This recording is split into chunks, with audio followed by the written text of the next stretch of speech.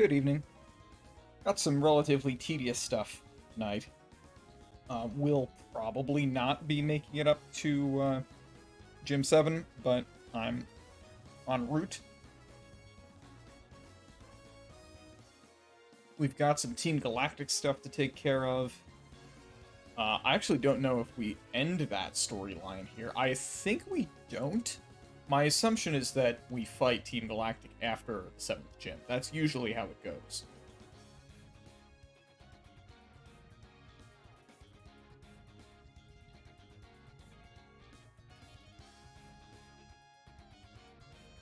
Alright. So, between last stream and this one, I have leveled some stuff up. Anubis is now level 25. Also, his name is Anubis. We have hatched the Riolu egg, so this is a valid team member now. I've also caught a Rosalia, which I've named Flowers, and that's almost up to level. Some other things that I caught off-stream.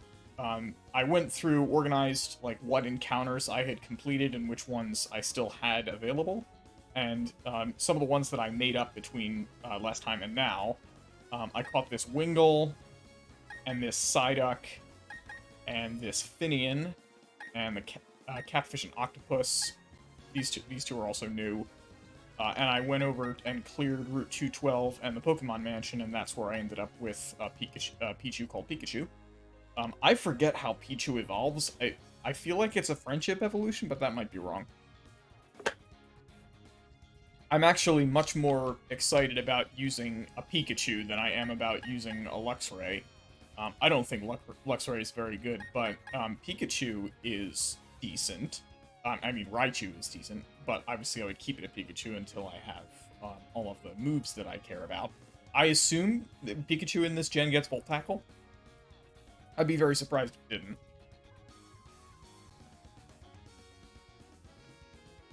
So I might level up a Pikachu at some point. We're nearing the level cap, unfortunately, which is 42 at the moment, because that's the 7th gym. I have several Pokemon that are level 40 or 41, and that's irritating. I've been up against the level cap multiple times recently in this run, and that bothers me. Because there's a limit to how much that I can grind. Fortunately, I have several other Pokemon as, like, a B team that I can, that I'm interested in grinding up to a higher level, but where I'm comfortable enough with them that I'm willing to send them out into a fight. Going into the next area, which is going to be the Iceland and also the interior of Mount Coronet, we've got probably a lot of rock types, I would guess, and so I think that the kind of team I have right now is pretty good against that. I think everybody on this team has a move that's super effective against rock and or ground. Also, this team is fairly durable. Like, I think Cornrow's guy in particular has a pretty high physical defense stat compared to my other Pokemon, although he's gonna pale in comparison to Hammerhead pretty quickly. I think Hammerhead has pretty decent defense. This Pokemon, turns out, has a pretty awful nature. I finally bothered to check. Sassy nature is plus special defense and low speed. And the plus special defense thing is nice, but low speed on a Garchomp is awful. Which means I'm probably going to have to tank hits on this thing, which is not what you want.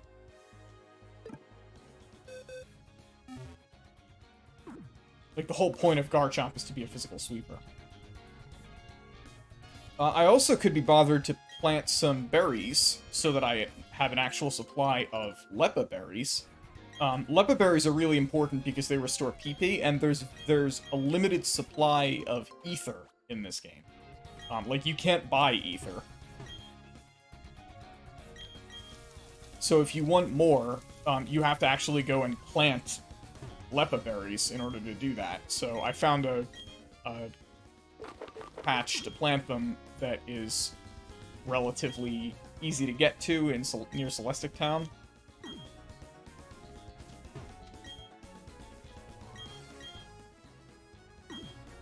I don't want to ever be in a situation where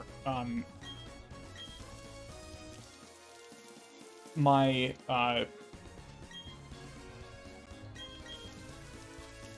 my ability to beat, say, the Elite Four and the Champion is limited by PP availability. That's a really stupid reason to fail a run. But if I have a bunch of these, then I can restore a lot of PP between fights and not have to worry about that problem. I'm particularly worried about this with the move Protect, which has a base PP of 10. Anything that knows Protect is going to want to stall, and so I'm going to want to use Protect, but I can only use 10 of them, and if I run out, then I'm out. And, like, they don't get restored between fights during the Elite Four, so you have to restore them. And that means either wasting an Ether or an Elixir, or using a Lepa Berry. And so, like, farming Lepa Berries is therefore worth it. So, wow, I'm getting a lot of input lag for some reason there. Okay, it's cleared up now. Don't know why that happened. Okay, let's go over and get going on our journey. So, where we're going is going to be up north past here. I'm not going to explore Mount Moon fully right now. Mount Coronet, because there'll be a point later where I come back after I've completed the gym, where I'll be able to explore it much further and get more out of it. Do I have max repels? I assume I do. I know I can buy them at the department store if I'm missing some. I have plenty of money. I have a super repel, and a super repel singular. That's not good enough. Let's go do better than that. I have no encounters eligible in Mount Coronet right now, so there's no reason to bother with encounters. I get more than enough XP from trainers, and there's plenty of trainer fights, so I'm not concerned about that. Oh, that's right. I actually have to go to... Oh, no, never mind. Acuity's up here. So I am going in the right direction. One of the nice things about having Fly is that I can always get to Veilstone Department Store, and Veilstone Department Store will sell me max repels, even though I'm not at the right number of badges for it. So I can get as many as I want, but I have to go to here if I want them. I can actually get a Pokédoll as well, which is expensive, but that's sometimes worth it, because, like, if I accidentally encounter something that's really strong, like, say, in the underground, it's maybe worth being able to just say, no, no, no, no, no, no, no.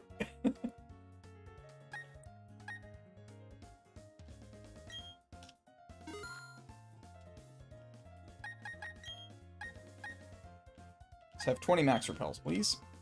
Thank you.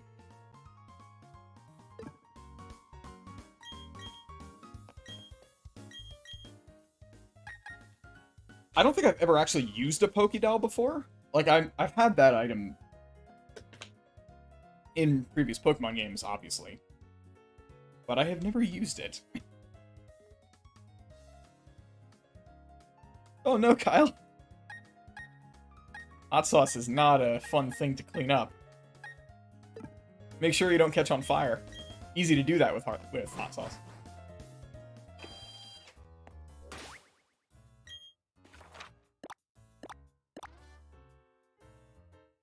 Also, that's cool. I'm not that far behind you. I didn't realize that you could catch Uxie and Azelf before you beat the Elite Four. I guess you can. Because, like, after the plot resolves in this game, you can go catch them if you want. In my vanilla playthrough, I didn't. But I suppose there's no reason why you can't.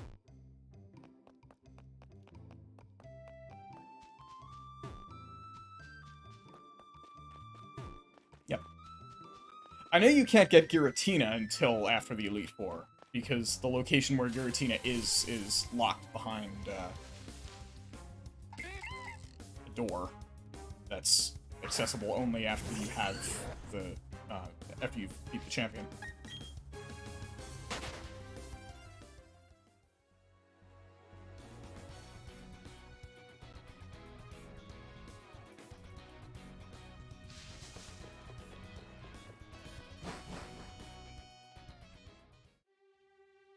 Oh yeah. If you weren't here at the start of the stream. So, I now have Gibble leveled up, and actually useful. And I hatched my Riolu egg, so I've got, this guy coming along. I also caught a Roselia, and so I've got that evolved to a Gardevoir because I had a shiny stone.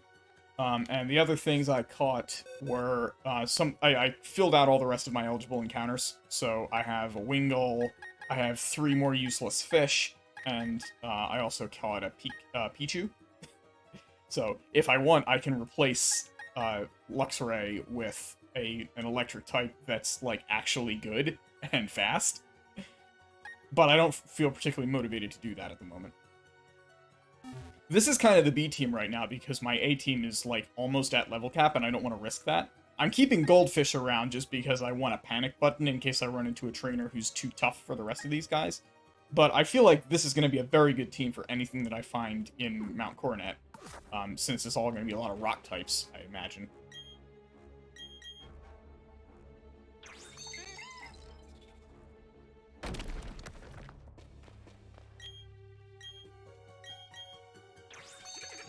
Whew. I am relieved that Ferguson got out of that.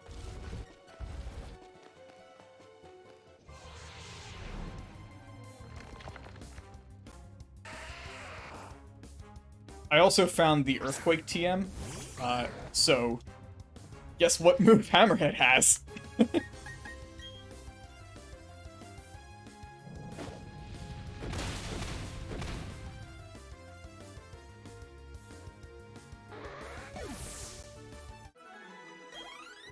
Obviously pointless to do that, but because I'm so low, it's so low level compared to me, but, you know, it's fun.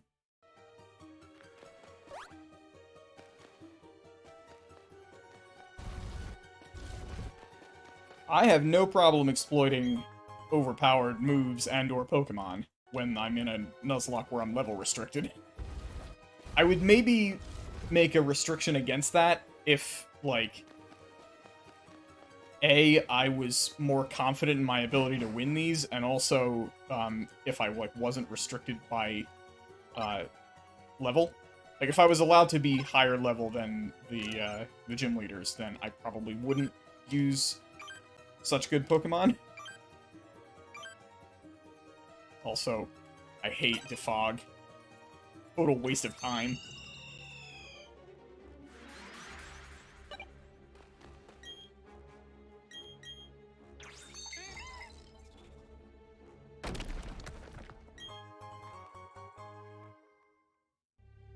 I found Stardust. Now we can go blow up the Death Star.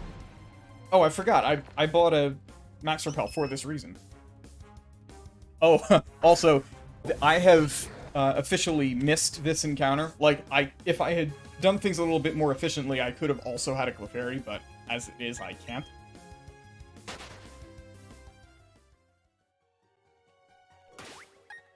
Okay, I bought Max Repels for a reason. Let's not worry about wild Pokemon anymore.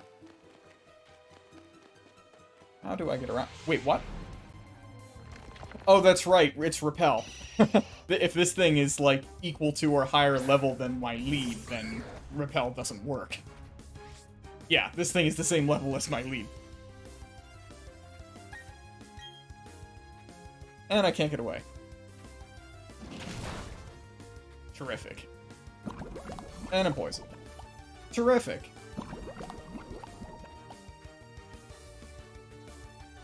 This is what I get for not checking what level things are. His attacks aren't very good against this thing. Whose are? It's probably a good idea to have something in my party that can easily check Zubat that isn't my, gigantic water dragon thing. But it looks like that might be my best bet. I guess Squid is fine. I have very little interest in using Squid, considering, Garchomp, considering, Gyarados exists.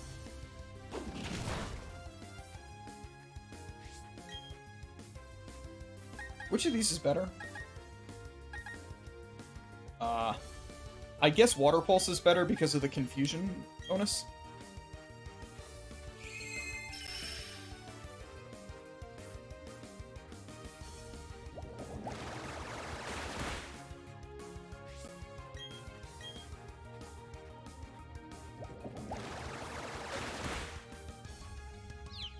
There we go. And now there's no reason not to use Bubble Beam.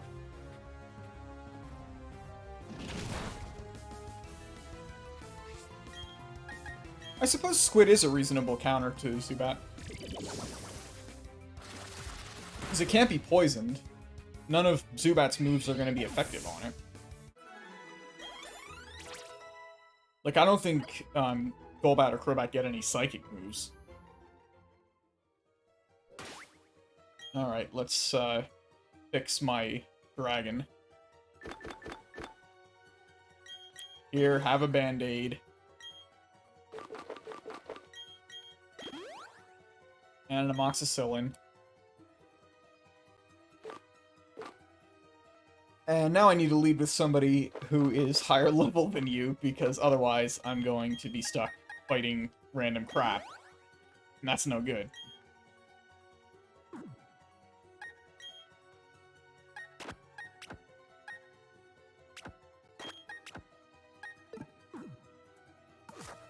Oh, right. One other thing that I did between last time and this time that took some time. It's not visible in this team, but it's on Skunk right now. I found Black Sludge. So, like, I looked up where some of the, like, competitive items are in this game, and most of them are locked behind the Elite Four. So, unfortunately, like, I can't have a choice scarf or anything like that. I can have choice specs, although it's a random roll whether I get it, and I can have Black Belt, Expert Belt, and Focus Sash if I have a random Pokemon of the correct level for this NPC guy. But I can have both Black Sludge and Leftovers. Black Sludge you can get in by taking it from a wild Toxic Croak and whatever the thing is that evolves into that. Normally, that's a Pokemon that you can only find in the Safari Zone, but they also exist in the Underground, so what I did was I taught Egg Covet, which is equivalent to Thief, and I found one and hit it with Covet, and that stole it, so... It also poisoned Egg, which was not great, but Egg survived, so it's no big deal. And now I've got that, so I can heal any poison type I've got. And actually, there's no reason not to have that on Squid. Squid is, after all, poison type, and Flowers already has recovery because of Leech Seed and Giga Drain, so I don't really need that. I suppose of this team, probably I want the Quick Claw on Hammerhead,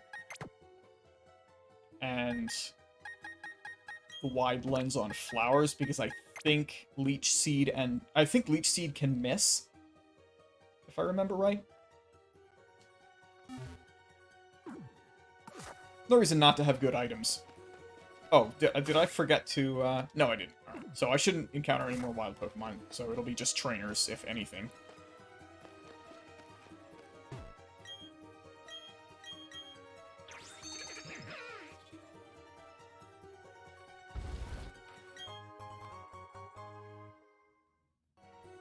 I want to make sure I get all of the good items out of this area, so I'm going to open up my spreadsheet and check what things...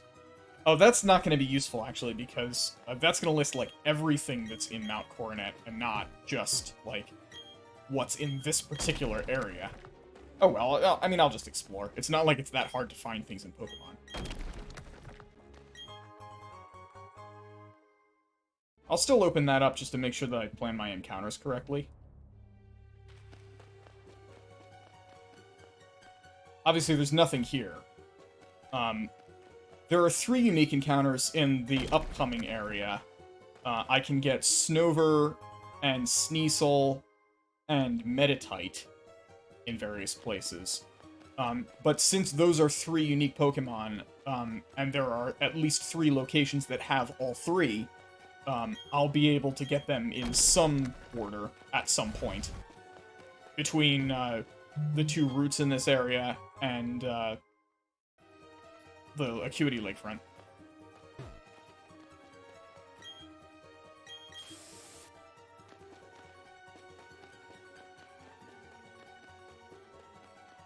Alright, let's see if I'm missing anything out here. I think I am. The other thing I can get is a Mr. Mime and a Mantike, and basically that's the end of my encounters, I think. Don't have very many left.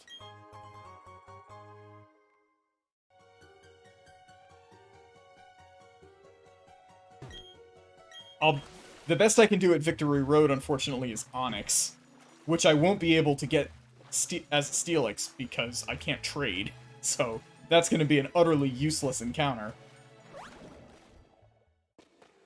Onyx by itself is terrible. Steelix is okay. And it would be nice to have a Steelix, I suppose, but just Onyx is no bueno.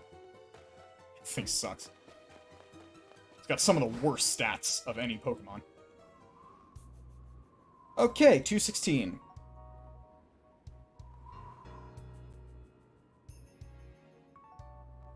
Interesting music.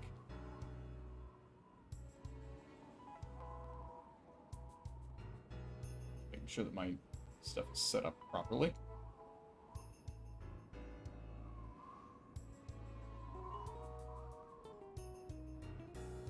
Ooh.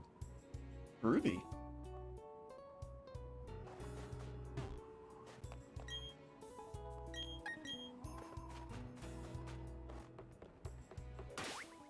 Against ice types, I absolutely do not want to lead with Hammerhead, who has a 4x weakness. Ice also beats grass.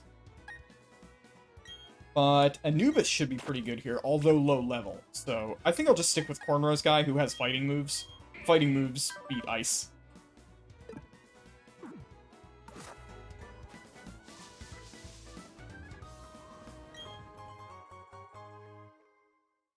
Oh wow, that guy is having a problem there.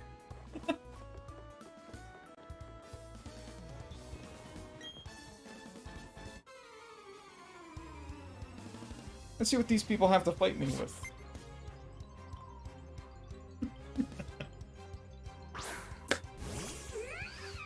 Well, that's not ice type, but it's still weak to fighting.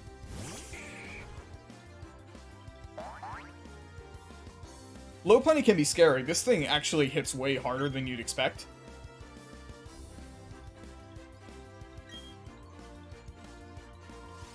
What does that do? Does that lower my attack? Yes. Alright, it's at least still 50%, so if it doesn't do that again, I will kill it. And I might strike first.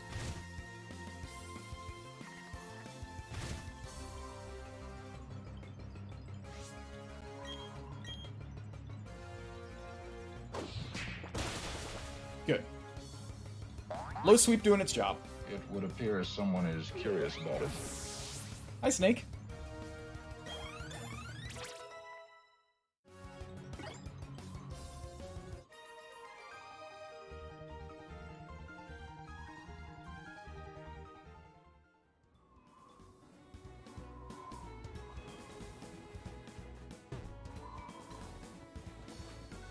Yep, that's right. Doing well in this Nuzlocke. I haven't had any deaths that I'm particularly upset about, except for one. I very stupidly got my Drifblim killed like the minute it would be useful.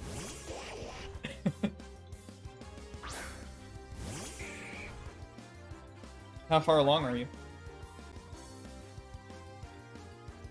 I forget whether Golduck knows any psychic moves.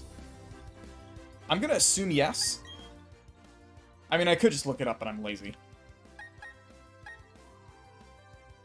This is also a bad switch for that reason. I think actually this might not be too bad. Although, what's its level? 34? She has 3 Pokemon.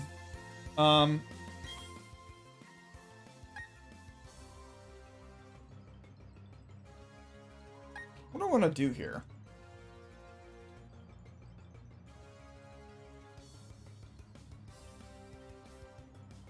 That is not surprising. The level cap has been a serious problem all throughout this. Like, this game gives you way more XP than a level cap would expect you to.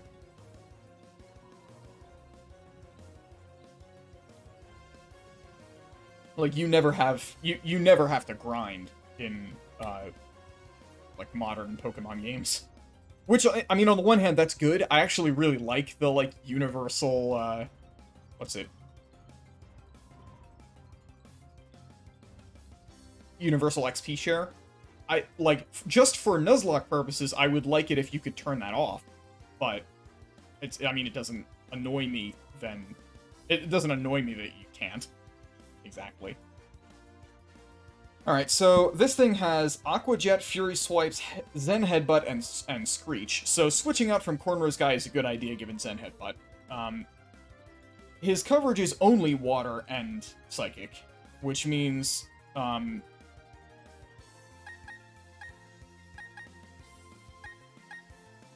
of my current party, Hammerhead would be a reasonable switch if it weren't for the level advantage, or disadvantage, rather. I shouldn't probably be that scared of Golduck. I mean, I don't think Golduck is all that strong. What does Calm Nature do? Like, I have no idea what Golduck's actual stats are. Zen Headbutt is physical.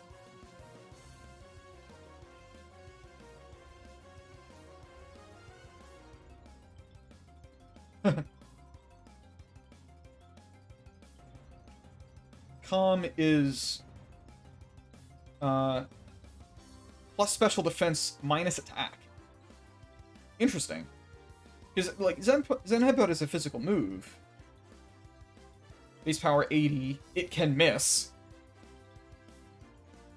Fairly strong move, but with a Calm Nature, I'm not sure about that, the effectiveness of that. Is Golduck a good physical attacker to begin with? Like, what are its stats? I can't believe I'm taking a Golduck this seriously, but I really do not want to lose my Garchomp because of this mistake. Its base attack is 82. Right now, its attack stat should be something like 100, roughly. No, with Hindering Nature, yeah. Its attack would be like 100. That's, I suppose not completely unreasonable. I mean, well, that's assuming level 50. It's going to be lower than that, but probably more like 80. 80 or 90. I feel like that should be okay. It's going to be using Zen Headbutt. I'm going to assume that this will go fine, and we'll send out Hammerhead. We'll see what it does. I'm pretty confident that Hammerhead can survive an attack. I might not be able to stay in very long, but we'll see. Aqua Jet didn't do very much damage, that's okay. Sure, Snake. Okay, so I have to survive whatever move it uses plus Hail Chip, unless I kill him one hit, which is possible, but not incredibly likely. We'll see. He uses Aqua Jet again. Alright, that's fine.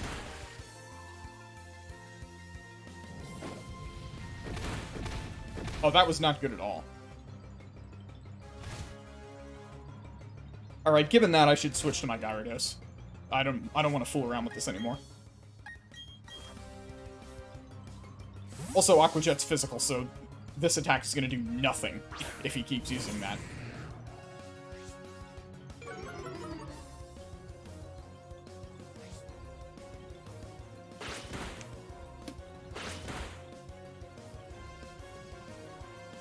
Ooh, Frostlass, that's interesting.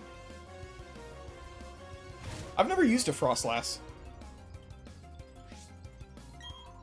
Is that the other thing that Snover evolves into? I forget how you get one of those.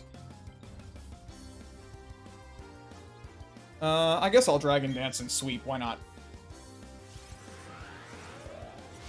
I don't have a particularly effective move, and none of his moves are good against me, so might as well. Friendship dodge, gotta love that.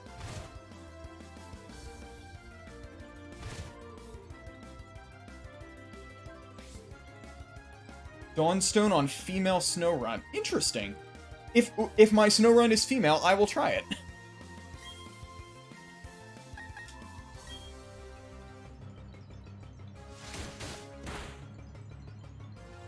The rest of your team is pretty good.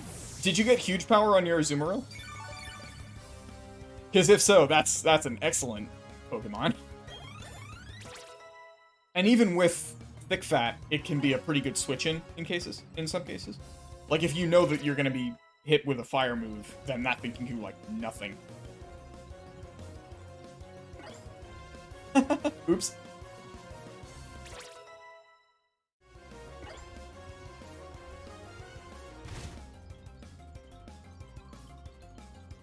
Oh, it's huge power nature. That nature doesn't matter.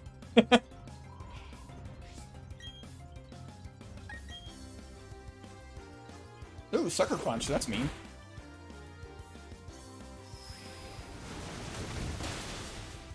I have to say I've been very disappointed in both my own Rapidash and my own Luxray. It takes forever for Rapidash to evolve, first of all, which was hugely frustrating, and it just seems really bad. Like, I don't like its move pool. It hasn't learned a lot of, like, useful attacks, and it constantly misses. It might just be mine. Its best attack is, like, 50 base power, and that's just not gonna cut it at this stage of the game.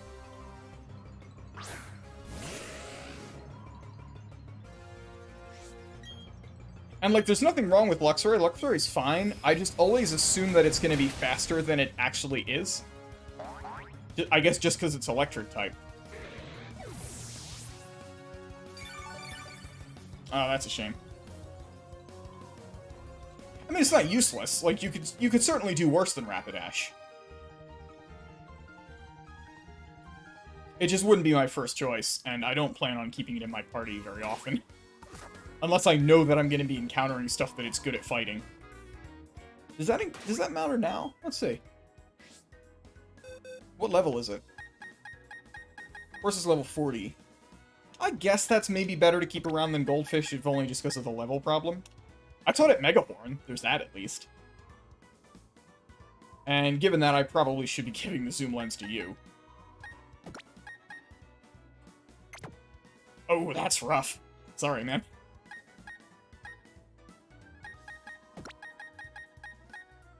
I don't know whether Shell Bell applies on special attacks. I think it does.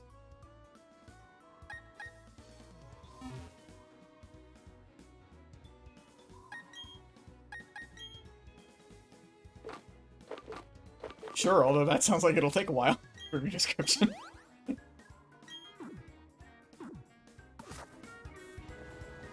Alright, let's fight this loser.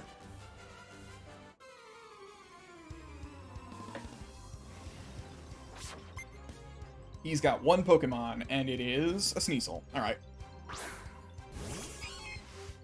Ice Dark is 4x weak to fighting, so you're not gonna have a good time today.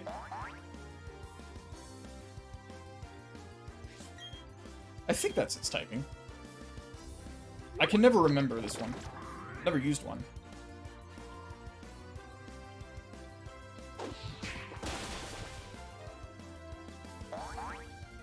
Oh man, losing an Altaria and a Gyarados, that's sad. I'm sorry. Impressive that you managed to get an Altaria.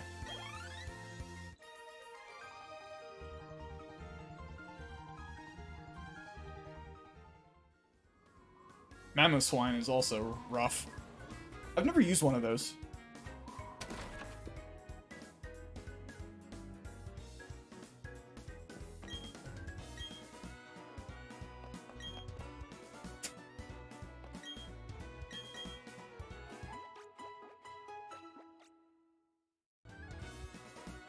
I've also never used a Lickilicky.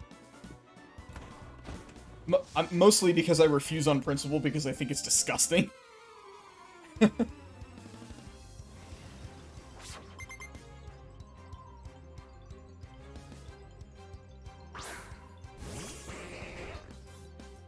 Oh, I see. Oh, so you lost your starter early, then. That's a shame. Okay, so this thing is Psychic Fairy, which means that it's 4x resistant to fighting moves, and has 2 different types that are good against them, so Cornrow's guy is not a good choice here. Flowers will work well, though, I think.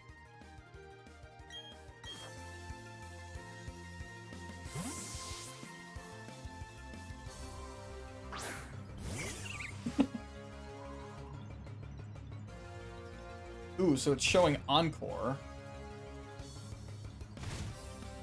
Well, tell you what, I'm going to use Toxic Spikes, and then if I got Encored, I'll just switch out. Phew. Man, every single time we see Kimbrel this season, it is kind of an adventure. Also, what did he just do?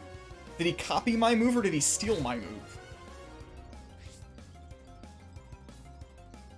I wasn't entirely paying attention. Also, wow, that's a hell of a moveset.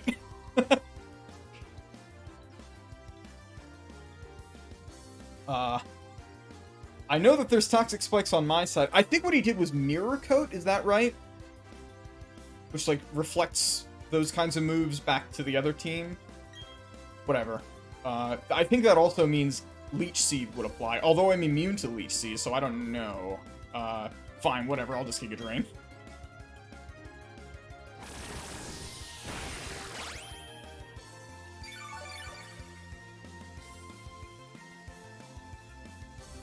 Oh, Copycat, so it uses my move. So I did, in fact, plant Toxic Spikes.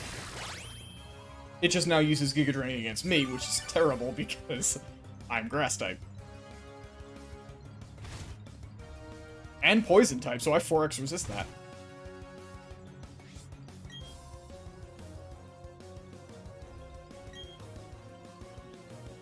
Magnezone and Crobat are both very good Pokemon for Nuzlocke. I really like both of them. Like, you can almost always guarantee that you get a Crobat, first of all. And, like, it's really strong. It's fast. It has good stats. It has excellent type coverage. It doesn't have that many, like, serious weaknesses. It's often a very safe switch-in, and it's a good scout with U-turn. If you could choice it, it would be even better. But, unfortunately, you can't. At least in this game.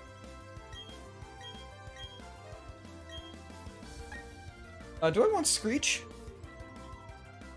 I don't like that Screech can miss.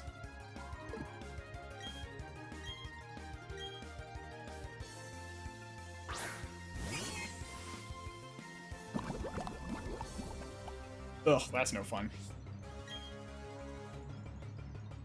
I'm going to assume that Sneasel has an ice move, and on that basis I will switch out to Cornrow's guy, who hard counters its typing. Although this would be really bad if it somehow knows a psychic move.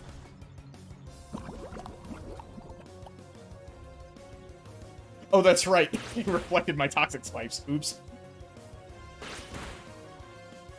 Alright, just Fury Swipes, that's fine.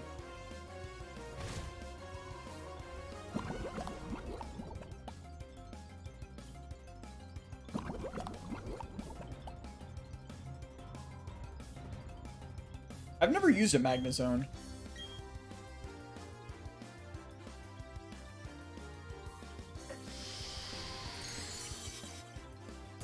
Magnetone's pretty good.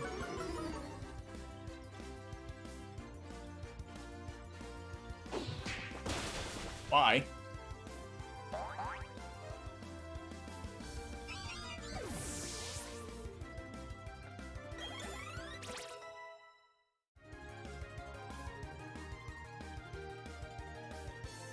Oh man, Brave Man relying on Will-O-Wisp. That's, that can be a very scary strat. Machoke can learn Dual Chop? Really? I didn't know that. That's interesting. Dragon moves are not usually that good. This is a pretty strong one, as dragon moves go. Like, it's not usually useful as a type move. Or as a type coverage thing. Also, wow, holy shit, that is some serious special attack. I can see why you'd want that thing. I think Dual Chop is probably better than Strength. Yeah, we'll do it just for flavor. It's a fun thing to have.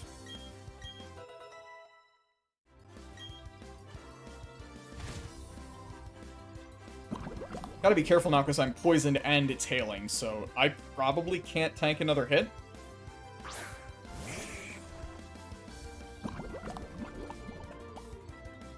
And that's just fine.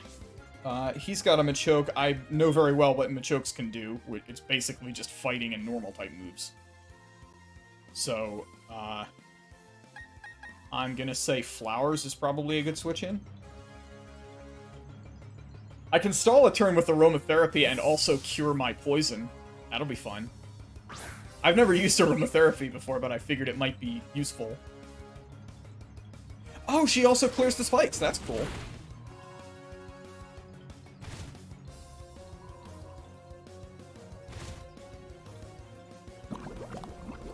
I'm fairly confident that she's going to be way faster than a Machoke, so let's heal. Yeah.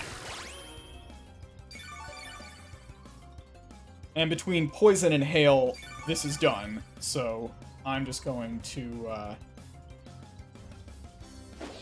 use Aromatherapy here. Although I guess I'd rather spend a regular healing item than an antidote, so...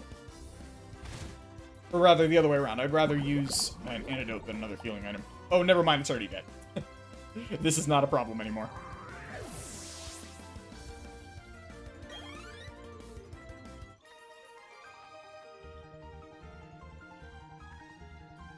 Ah, I see.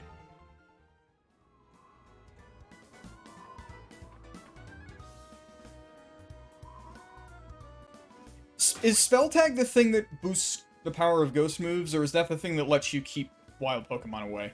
I think it's one of those two things. In any case, if you have it, I would recommend that you put Wide Lens on instead, because that'll at least make Will-O-Wisp a little bit more consistent. You could even consider Zoom Lens if you are confident that that they'll outspeed. Which, if you're willing to like look up the exact stats of other Pokemon, that's a thing you can potentially guarantee. I really don't like 85% accurate moves. I don't even trust 90 accurate moves. If you're in this game, it's in Veilstone. There's a couple in the like bottom left of the town who are like looking for their lenses, and you have to talk to a Pokemon that's nearby, and they'll give you both of them. You get the Wide Lens and the Zoom Lens.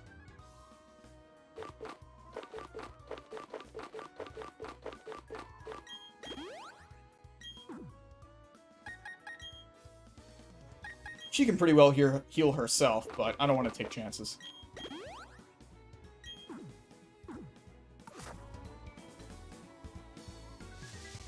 Yeah, you're probably right.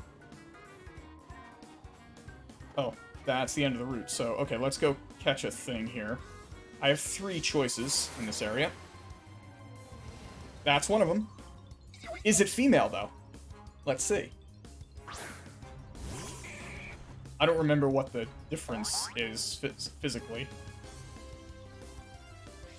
It is female. Okay, cool. So this could, in fact, be a Frostlass.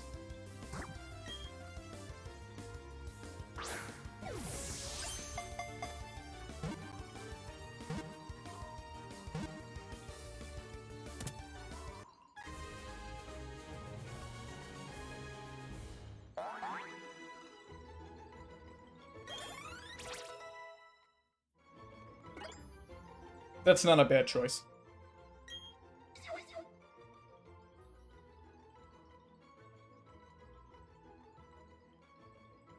Am I?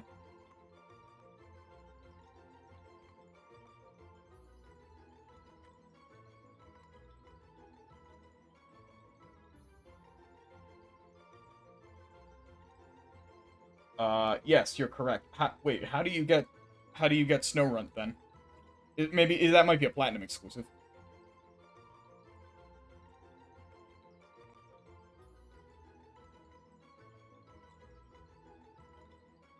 Oh yeah, I remember this thing. So you got either Glalie or Frostlass.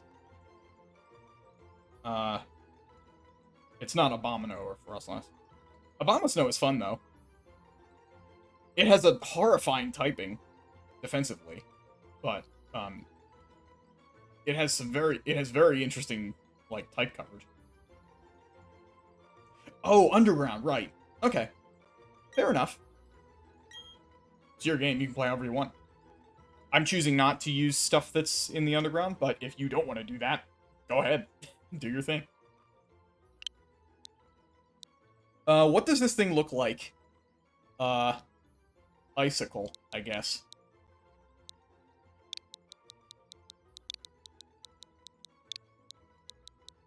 Oh, actually, when it evolves...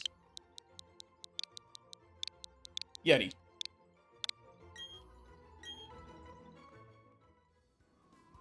Yeti, Sasquatch, Bigfoot, whatever. All the same deal.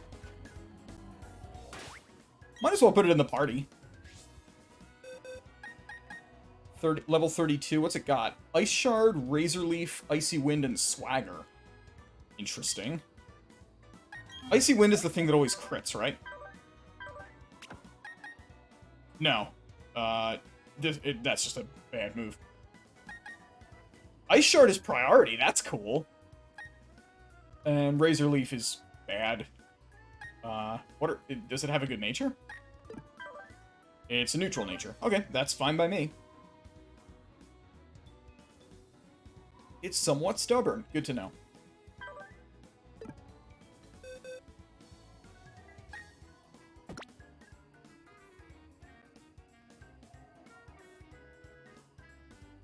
Yeah, I could. I don't know whether this thing is better on physical or special attack, though. It looks like it's better on physical attack. Like, I think when I've used Abomasnow before, like, my main attacking move has been Woodhammer. But yes, you're right, because of Snow Warning, Blizzard is really good, so that would be an excellent, like, Plan B move, depending on what their defenses are. I didn't think of that. I guess we'll switch out Squid. Squid hasn't been of much use here. Yeah, you're right. Blizzard is just really strong. And if you can guarantee it, then of course. I don't know what to put on it. Do I have another item that would be good in my bag somewhere?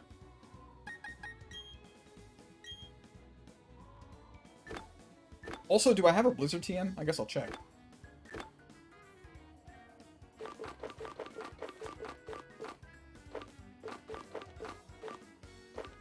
I can boost grass moves. That's probably as good an idea as any. Doesn't have those. I guess if I had the, like, the weather thing that extends, hail, then that would be useful, but I don't know if I've got that one. I might not.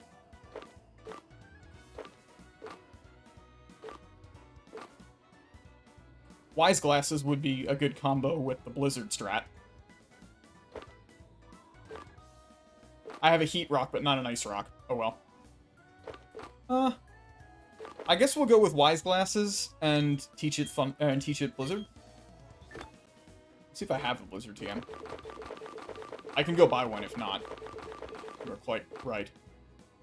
I don't. Whatever. I will get one once I complete this route.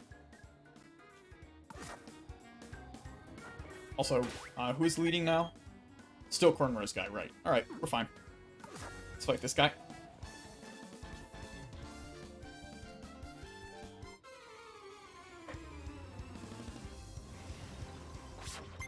"100% accurate Blizzard, plus a priority move and immunity to hail with guaranteed hail chip, and also having Woodhammer as coverage. That's fairly solid, I would say. Oh look, this dumbass evolved his Pikachu. Ash does not approve. Alright. I'm not particularly scared of Pikachu. I don't think Pikachu has any coverage moves that are good against Fighting type, to my knowledge. Unless this is the one that learns Fly, but I don't see any balloons here. Do I give Dual Chop a try? I guess I'll Low Sweep, reduce its speed. It's probably going to be faster anyway. Well, now it definitely will. Pretty hard to be faster than a Raichu. Oh, wow. That did a lot of damage.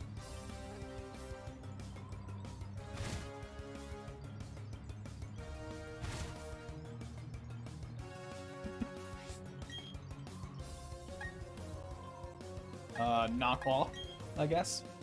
I don't know if I've used this thing. Electro Ball, what is that? Some electric type move, I guess. It's not Volt Tackle, and therefore I don't like you.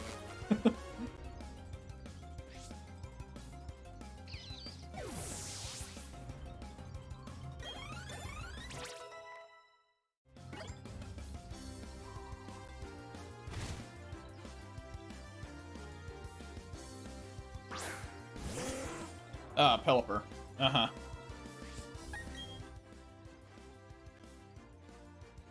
That's an interesting choice.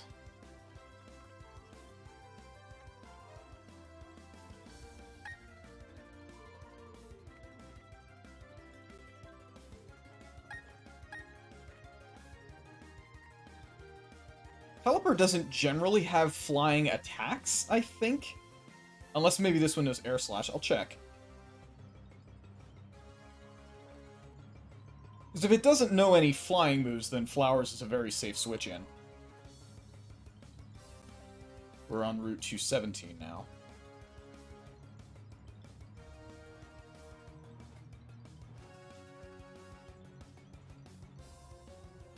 It does, in fact, have Air Slash. Air Slash, Tailwind, Water Pulse, and Stockpile. Alright, so it's got water and a flying move. That's not surprising. In that case, that's not very good for Yeti. Terrible for Horse.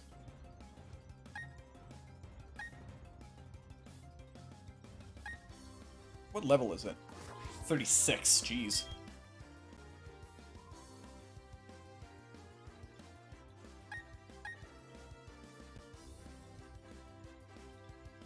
Pelipper isn't very strong, but type advantage is a problem. I'm not convinced that Flowers would survive an Air Slash.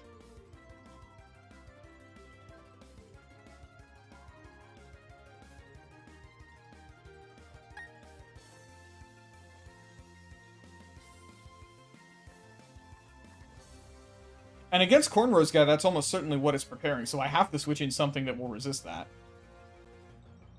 Which means I could pivot to Horse. If I switch to Horse, then it will absolutely use Water Pulse. I can then switch in Flowers on Water Pulse, and that would give me an opportunity to deploy Leech Seed. And then I could, if I survive the follow-up Air Slash, then I could switch back to something else that would resist Air Slash.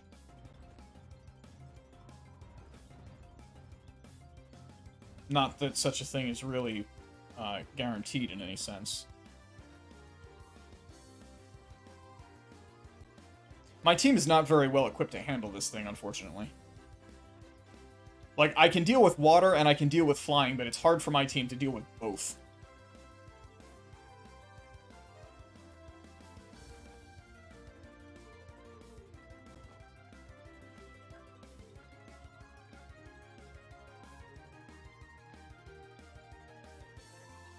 Good luck, I hope your Frostlass doesn't miss a Will-O-Wisp.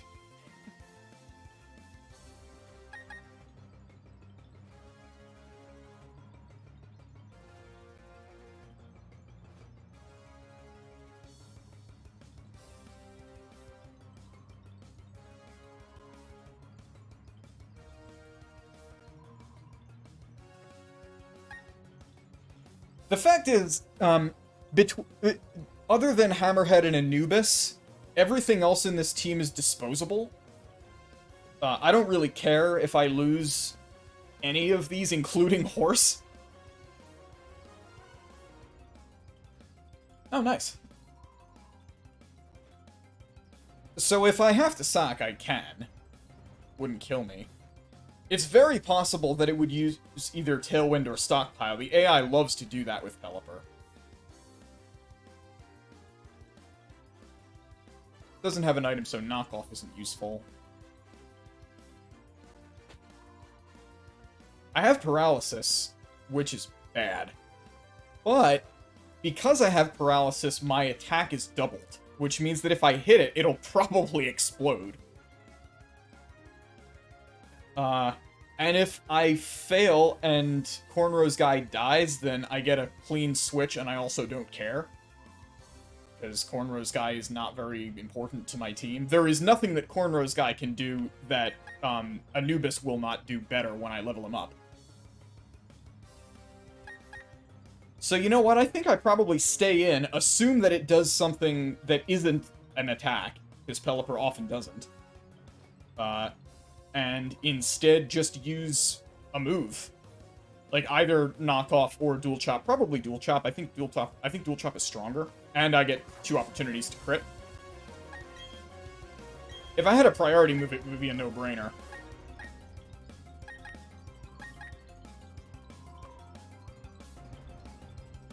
Dual chop can miss. That's a concern. Let's try it. I will not be faster, so it will get an opportunity to do something. Although, actually, I might be faster. Pelipper is slow as hell. We'll see what it does. I was correct. It does, in fact, use a non-damaging move. So now its defense is higher, but my attack is doubled because of paralysis. And I get fully paralyzed. Okay.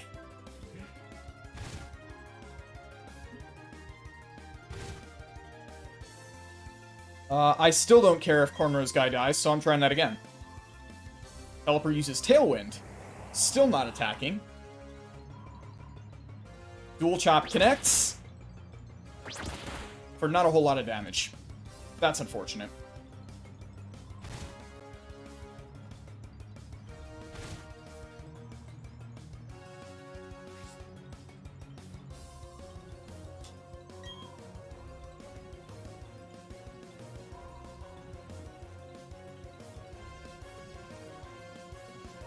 It probably will attack now. I've gotten a bunch of free damage on it, so I might not have to sack Cornrow's guy. Like, it might be better to just switch to horse here and then pivot. Nice, Snake! On to the Elite Four! Nothing to stop you now.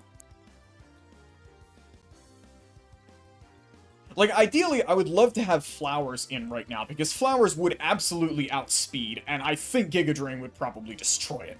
Because, you know, Pelipper is kind of shitty.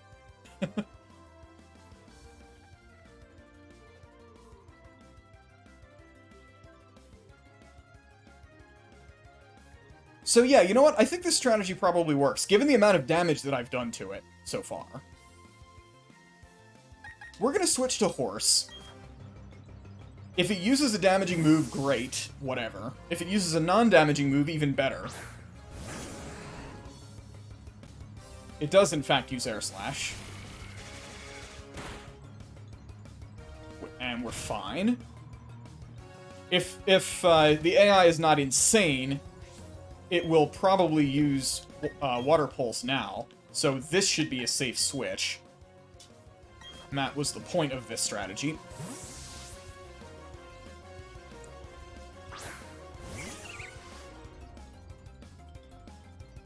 He still has a Hippopotas, but I'm not scared of that. Like, everything in my team is good against ground types. Okay, I will absolutely outspeed, so I will be at full health for this attack. And I think there's a decent chance that I'll just destroy it. Because it's Giga Drain, I'm a Roserade, and it's a bird. Oh, right, Tailwind. Forgot about that. So it does get to do something. Oh well. I still get to use Giga Drain.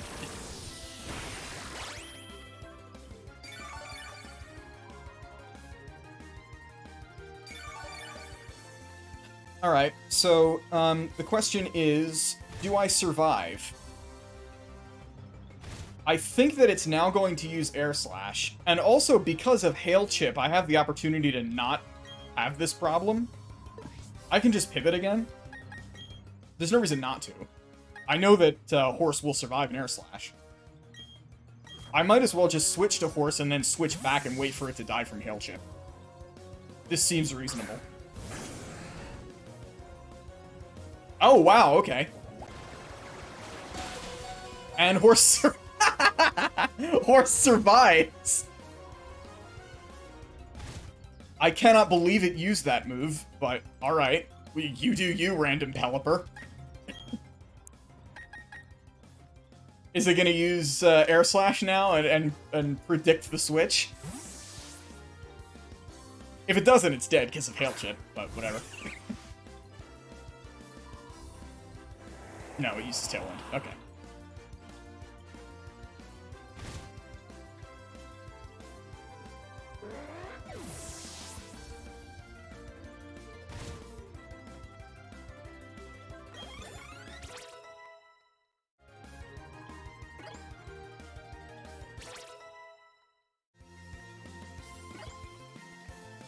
Well, you've got an electric type. So as long as your electric type has a good coverage move, then you'll resist all of their electric attacks, and electric types tend to have terrible coverage. I think you'll be okay.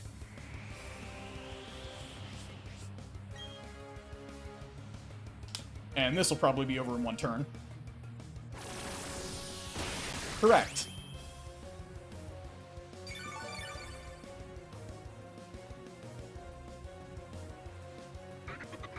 Alright, that was surprisingly tense, that fight. I was fairly underleveled, and I was at a severe type disadvantage. But thanks to some good luck, managed to pull it off.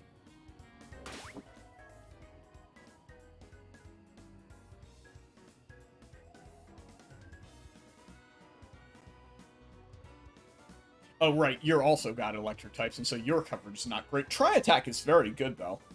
That's an excellent move. Very little is gonna do, like, well against that. I guess, like, if he has a Magnezone, then that would resist it because it's normal type, but...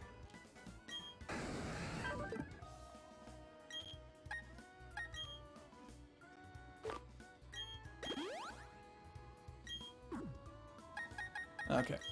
Do I want to switch anybody out here?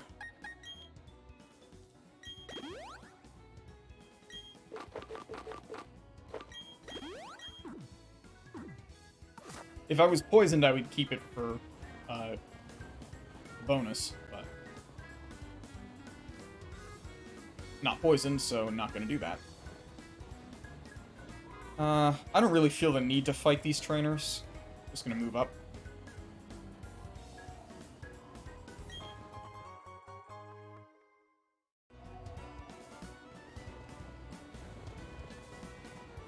I don't think so. I was assuming there was from your description. I actually don't know who's in the Elite Four in Sinnoh. I know what Cynthia's team is.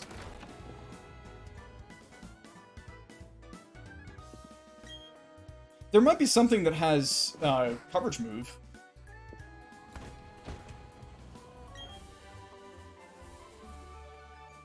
Like there might be something with an electric type coverage move. But other than that, no idea.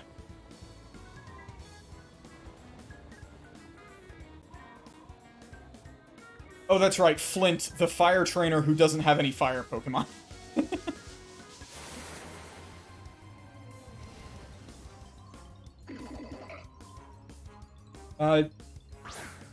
The ones you have to be scared of are the Garchomp, and you also have to worry about a Lucario.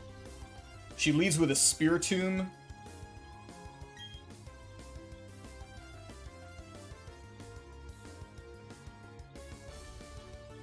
I'm exaggerating, Kyle.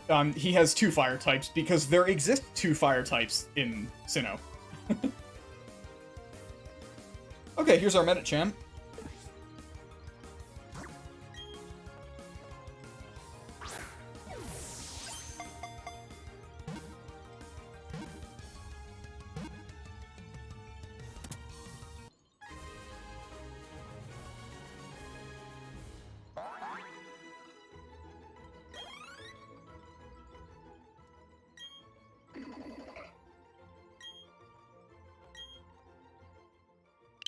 Unfortunately, I can't fit parachute pants as a name.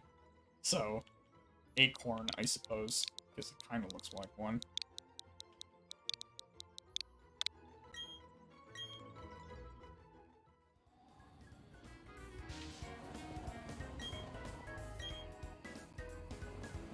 I am not.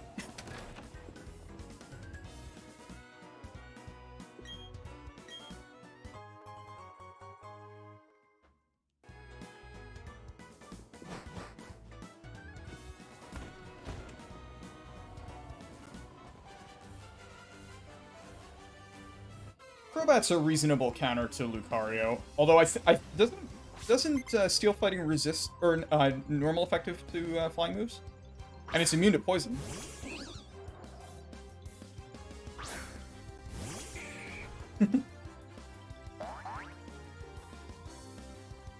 Okay, what does this guy have? He's got a Mantike and a Sneasel. Okay. Once again, water flying. And again, it has Air Slash. Does it have an item? No.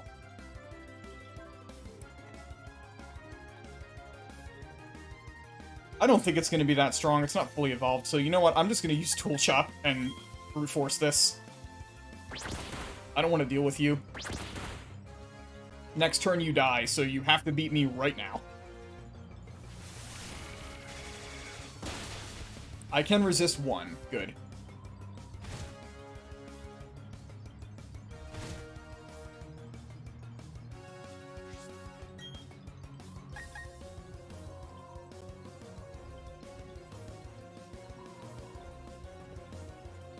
Frostless would still be weak to Steel-type moves.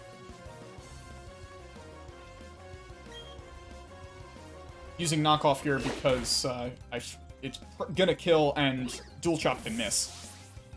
Don't want to risk that unnecessarily.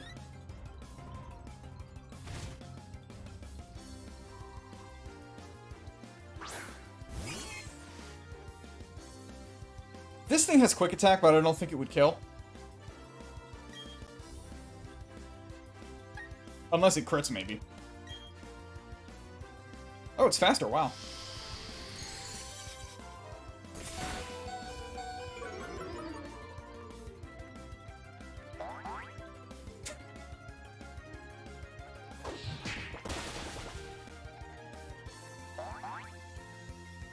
Ooh, Houndoom, that is way better than Rapidash.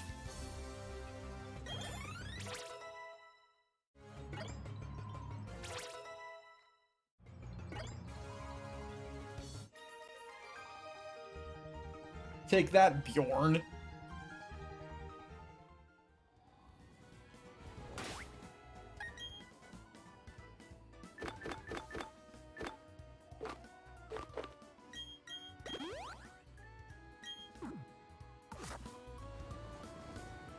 Look at how you make progress here. I think I have to go up this way, maybe? Yeah.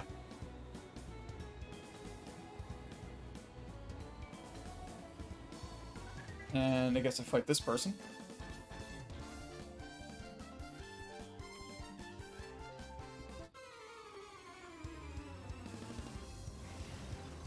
Hmm.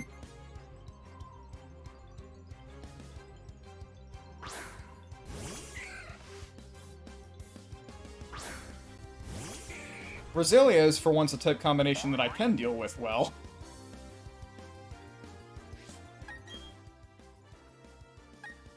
I think.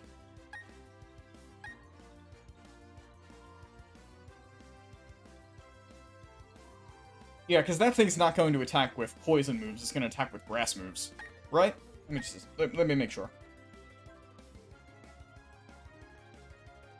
It has Poison Sting, but Poison Sting does nothing, so yeah, Yeti should be fine here.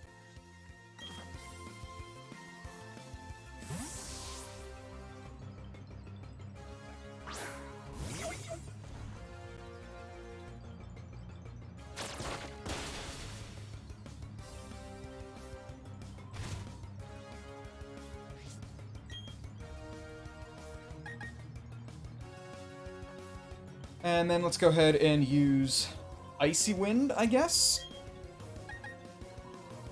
Icy Wind should be stronger because of Wise Glasses. And then if this doesn't kill, Ice Shard is priority.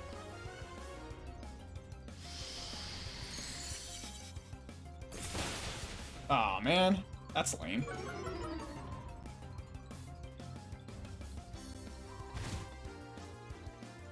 No, Flamethrower is reasonable. I think I need to use Ice Shard. Oh, that's right. Roselia is special resistant. So this should be better anyway. Oh, not quite good enough. Damn. Also, that did way more damage than I was expecting. I guess that might just be level disadvantage. It's fine. I still have priority Ice Shard, so I win.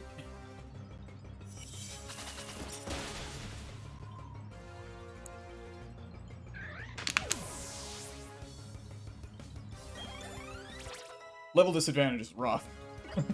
Also, I'm not fully evolved. To be fair, neither is Roselia.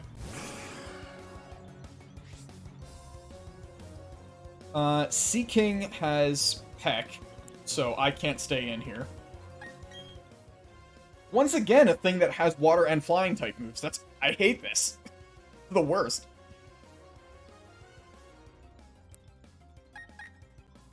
I will assume it's using Peck.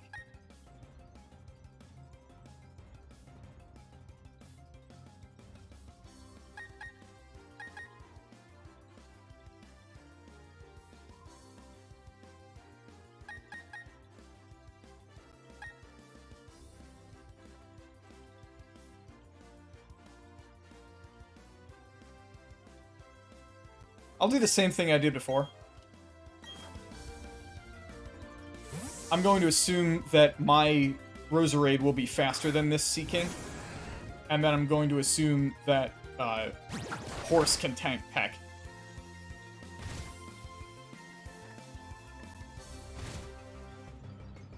I'm very tempted to use Mega Horn just for style points. But I feel like that's not a good idea. This thing can miss. This is a way safer strategy. Unless it was silly and used Peck again.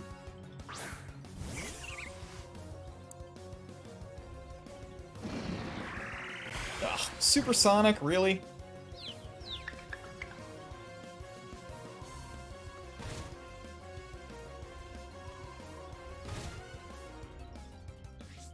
Alright, we can do this again. No, that's wrong.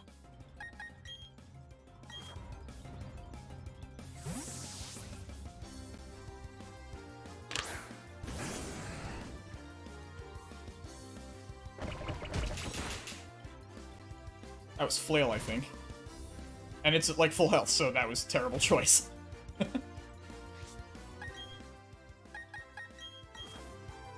Its moves have been illogical, but at least I'm playing around what it could be doing if it were doing things well. Sludge Bomb is a pretty reasonable coverage move on Houndoom. And Nasty Plot, that always works well.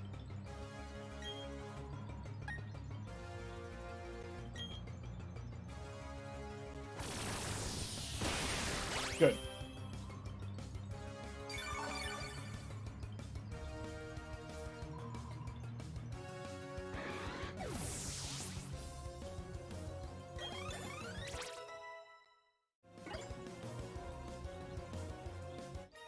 Yeah, that would be nice.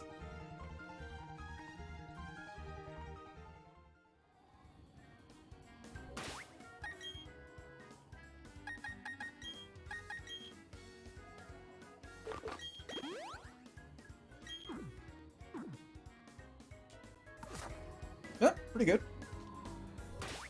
So what do we got again? Cornrow's guy leading, right. Coyote Lakefront, and here I can get the Sneasel, assuming that's what I roll.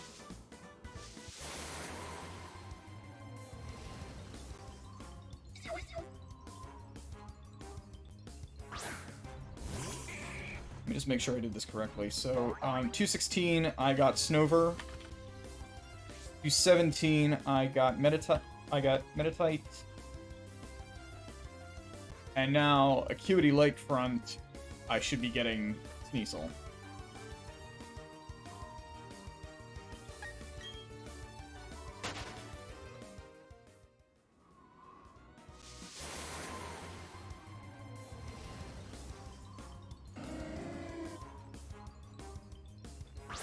Hopefully the encounter rate isn't like 10%. I didn't look it up.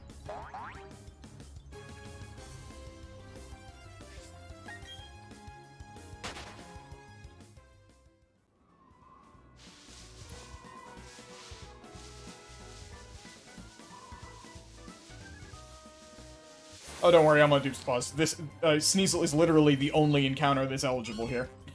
I have planned this out. Oh, you mean that? I think Houndoom is better than Absol. Like, I don't think Absol's that good. It looks cool. But I don't think pure Dark Tech is that useful.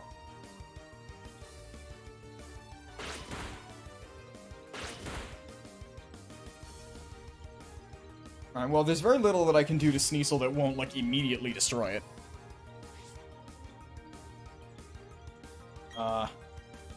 Maybe Knockoff? That probably would be okay. Unless it happens to be holding an item, I guess.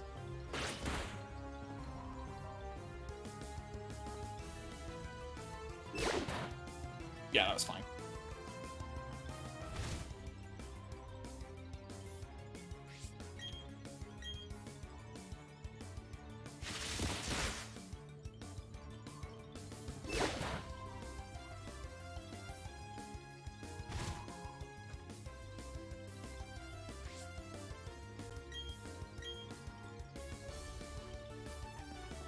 Metal Claw, okay.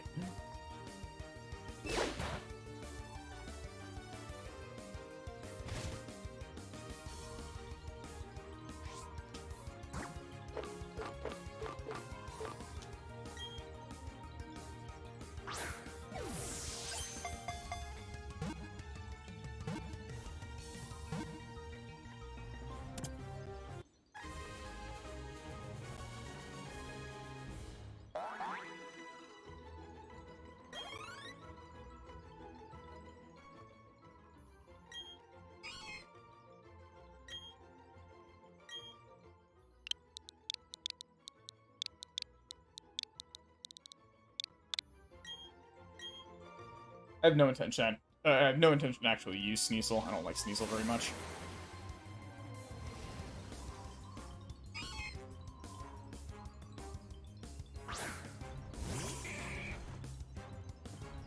I think Ice Dark is a very bad type defensively. Anything with ice is going to be bad defensively. Oh no.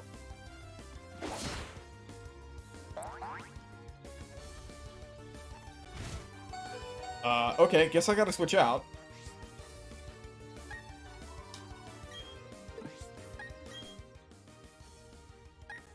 Oh, you can't even evolve it?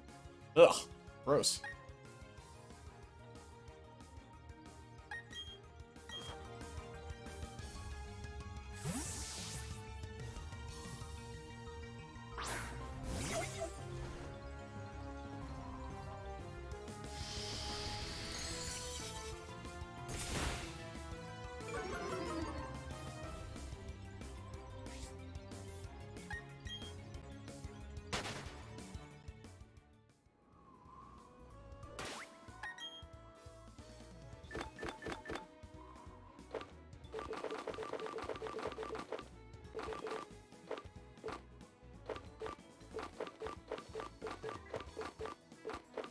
Where are my repels? Here.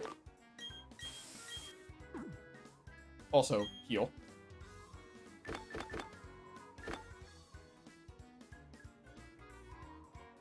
That's an unfortunate miss.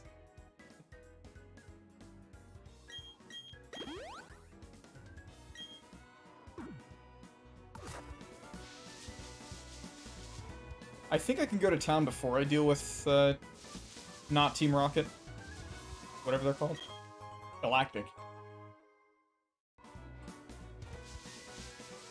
I tend to default to calling the villain team Team Rocket, because Team Rocket's the only villain team that's actually good and fun. What's your deal? Oh, right, this is the guy who gets you to the, other area.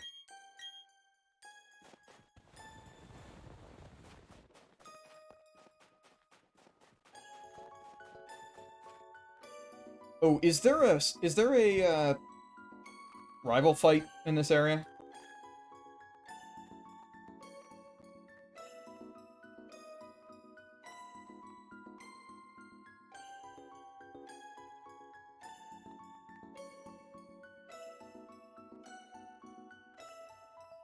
Probably should have checked that before I came into town, just in case the answer was yes.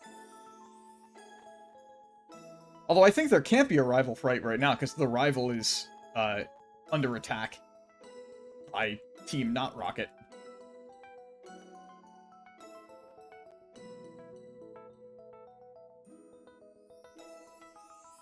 Yeah, there's nobody to fight here. Okay, cool. In that case, let's just find the Pokemon Center, heal up, and then we'll go deal with Plot. No, I'm not going to Snow Point Temple.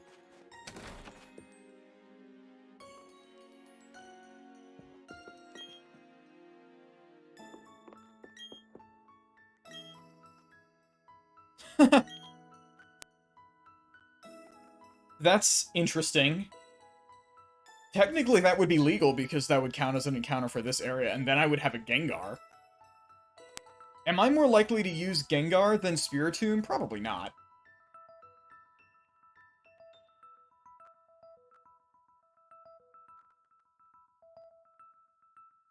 Oh, that's right. This is the person who trades you a Haunter that has an Everstone, because this person is an asshole.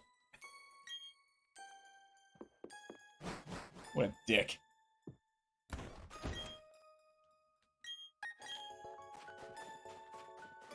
I remember that being a thing, and I can't believe they did that.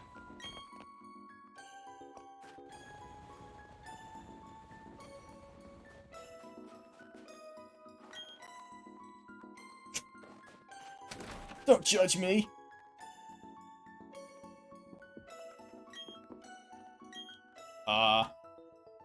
Brilliant! What a piece of junk. I don't know what that's about.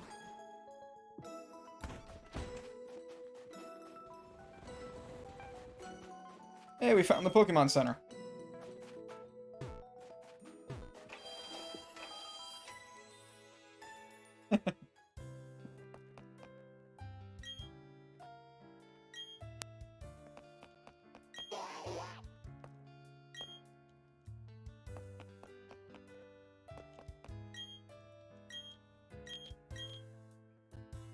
Alrighty, so now we have to go deal with the rival stuff. So this is going to be at Lake Acuity. What am I fighting here?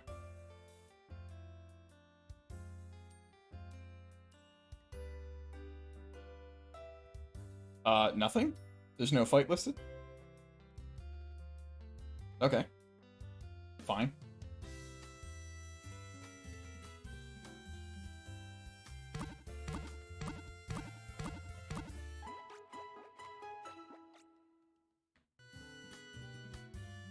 I guess I'll put my Gyarados back in the party just in case.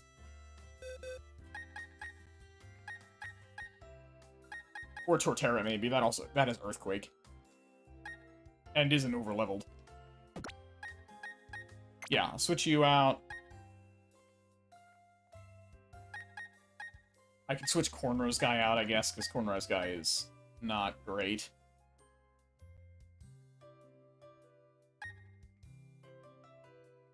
Oh, I do? Oh, really? Okay, in that case, we're good. So I will do that, and then, we'll deal with, Team Rocket. I'm gonna take a quick break, though. I will be right back.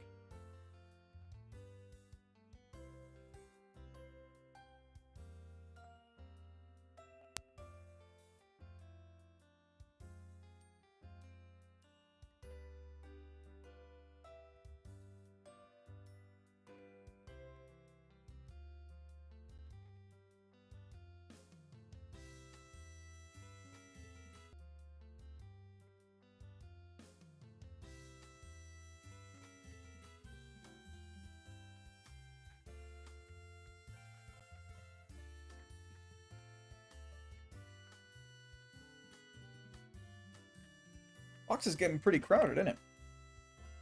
Got a lot of Pokemon in there. I might actually get to 2 full pages. I would be at 2 full pages right now if I had no deaths. Because I've only had 6. Although, this one is still really irritating. Nice! Guess you gotta go dig.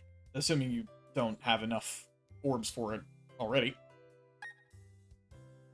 So, I suppose we will have to go deal with the gym, right?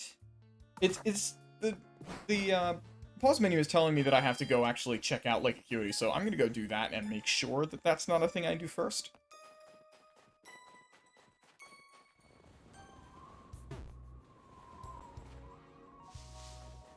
Alright, that's good. Guess you got Dark Pulse now. Enjoy your much more useful Houndoom.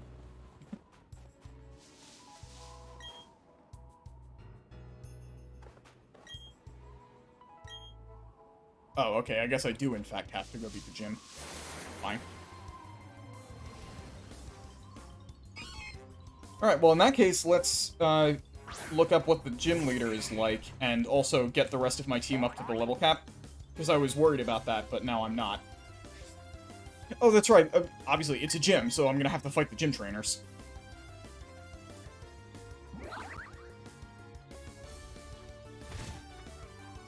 We're fine, we're fine.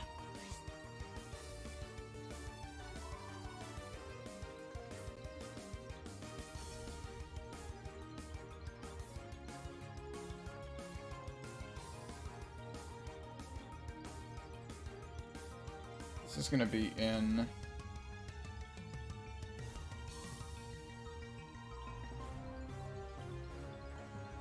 What's this city called again? I keep thinking it's called Snow Point, but that's not correct at all.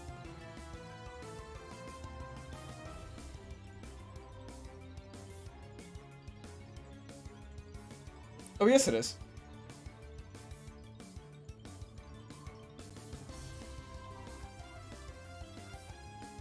Okay, we've got the gym trainers. The gym leaders team has 4 Pokemon. Wow, moving up in the world. Stupid Sneasel. The gym leader has an Obama Snow with Blizzard, which is always scary. Any fire move will obliterate it.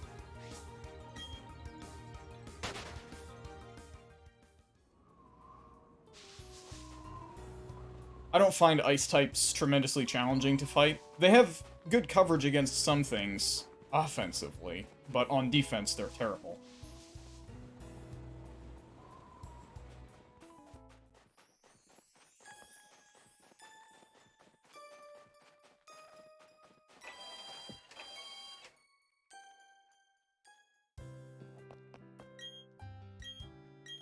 Yeah, Aerial Ace is better than Fly. Can you get Acrobatics? I like Acrobatics even more than Aerial Ace. Although Crobat probably wants some item.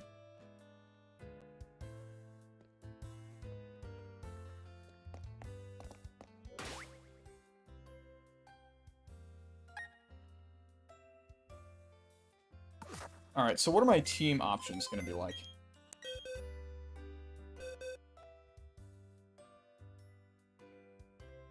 Oh, that's a shame. So what are we playing around here? They've got common weaknesses to fighting. Medicham kind of covers that.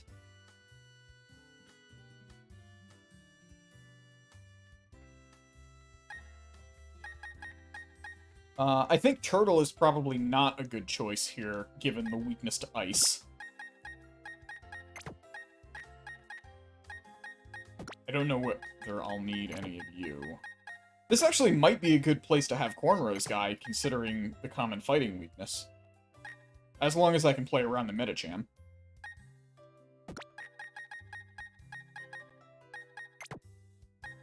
I think we probably want Horse. Which is unusual. I very rarely want Horse, but this is where we are.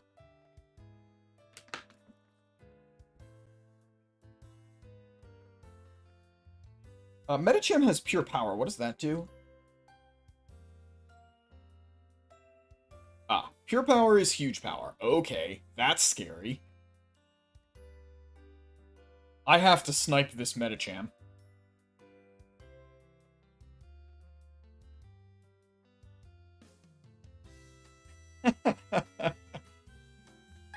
Well, that's always a risk with Stomp, isn't it?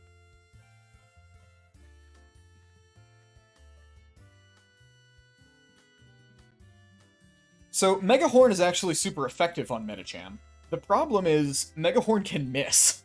And if Mega Horn misses, then it has Rock Slide and Horse just explodes. I have no more Horse. So I don't think that's a reliable strategy. I do not want to rely on an 85% accurate move to not die. Unfortunately, most of her Pokemon are physical.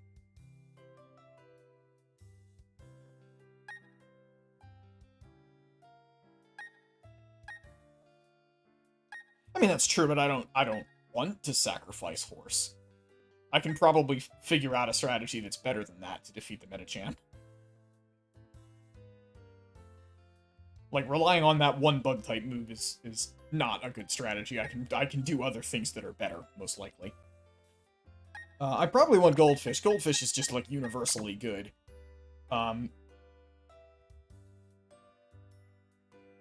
It has Rock Slide. That would be bad. It also has Ice Punch, which is, I mean, okay. My Crobat actually doesn't know a flying move. It's got Toxic Roost, U-Turn, and Cross Poison, which is a weird moveset for this thing. That, like, I assembled this without really thinking about how useful it would be. I would outspeed, but I'm not confident that I would survive because it has Ice Punch and Rock Slide, and both of those would be more than enough to defeat Crobat.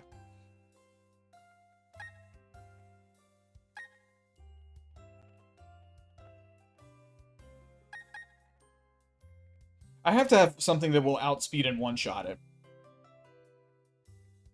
Basically. Horse would do that, I think. But the problem is... Mega Horn is inaccurate.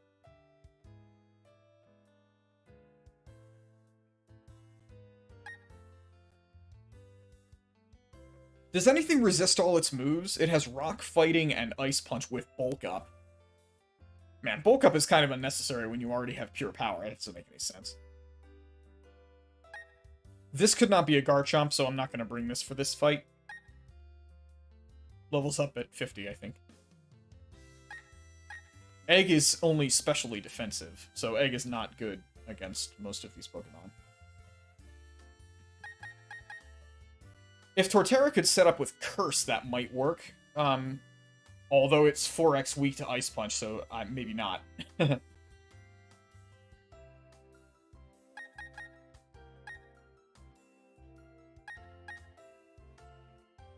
This thing has fairly solid defenses.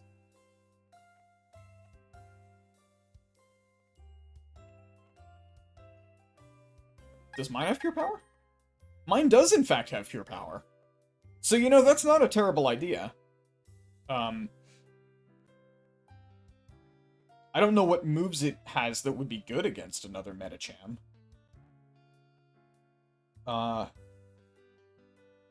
It doesn't resist any of Medicham's moves. What's its nature?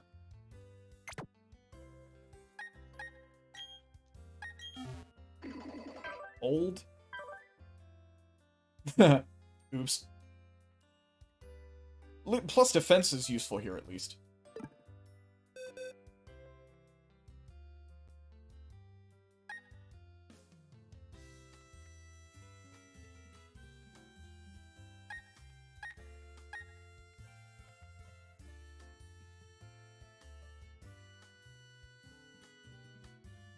This is 4x weak to Brick Break.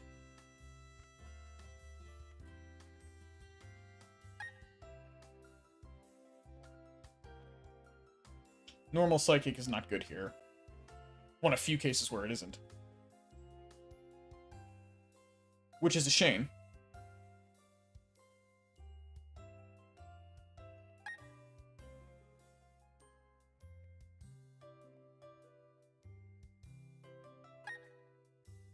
This Medicham is surprisingly a problem. Like, I wasn't assuming that this would be an issue, but it totally is.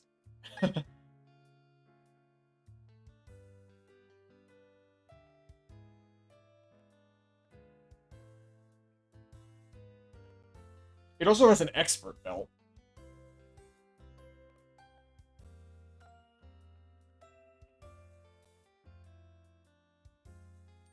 Yes, you're correct. Medicham is certainly weak to flying types. The problem is that it has both Ice Punch and Rock Slide. So it has excellent coverage against that weakness.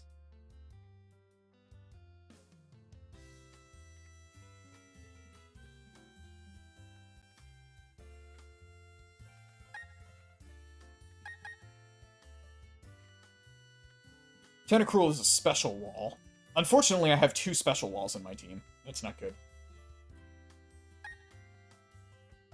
Not Pikachu. Like, I really wish I had a physical wall that could withstand these kinds of moves. But the problem is, like, my best physical wall is Rock, and Rock is weak to, like, everything. Because Rock Ground is a terrible typing.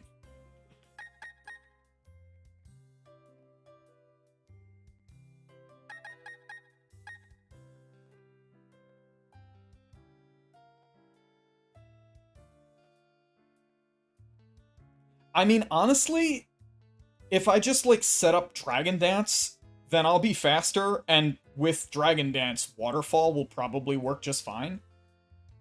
So I'll just have to find something to set up Dragon Dance against. What's the best candidate for that? Maybe the Snover?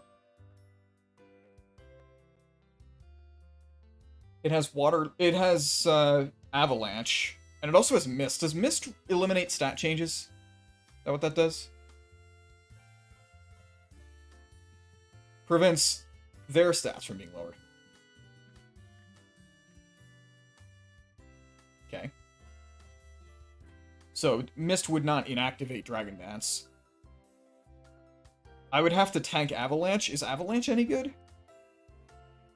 Base power is 60. Doubles if I heard it first. Okay. I think Sneasel is probably more of a threat to Gyarados than is the Snover. Dig is useless, obviously, but it's... I feel like this thing is going to have a stronger Avalanche than Snover would.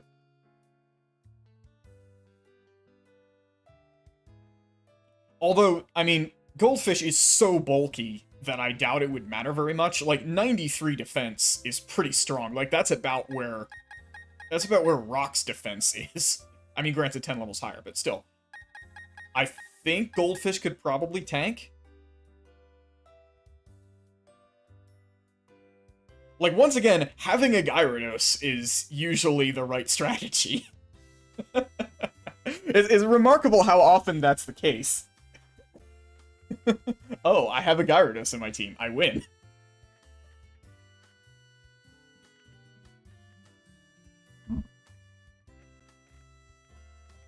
I guess... So, Giraffe has Baton Pass and Substitute. And Giraffe is normal Psychic.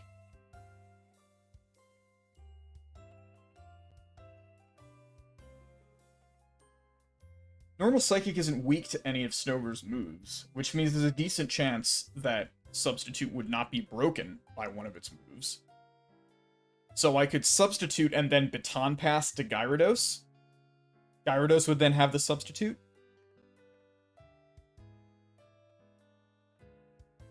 I could give it Leftovers, because I'm able to go get that now, and I probably should. So I would heal, and that would negate Hail Chip, which otherwise would be a problem for Gyarados.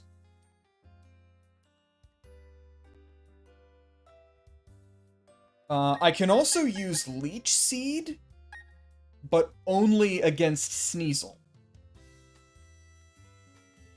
Maybe that's the strat. Sneasel has Dig, But all I need to do is drop Leech Seed once, and then Dig doesn't matter, because I can just switch out to Gyarados, and that's a free switch. Okay, that seems smart. I'm assuming that these Pokemon will come out in the order that I'm seeing right now. It's perfectly possible that Medicham would come out after Snover. And it would do that if it saw that one of its moves was better against the thing that I have out now, as compared to Sneasel. Against Roserade, the Medicham has Ice Punch with Pure Power. The Sneasel has both Dig and Avalanche, and both of those are probably considered good against Roserade. Oh, that's right, it also has Avalanche. Avalanche against Roserade would be bad news.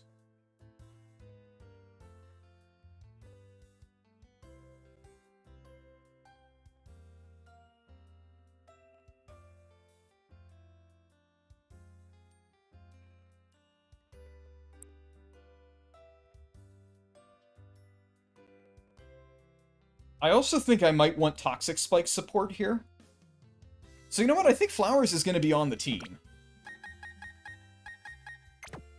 Anubis can get out of here.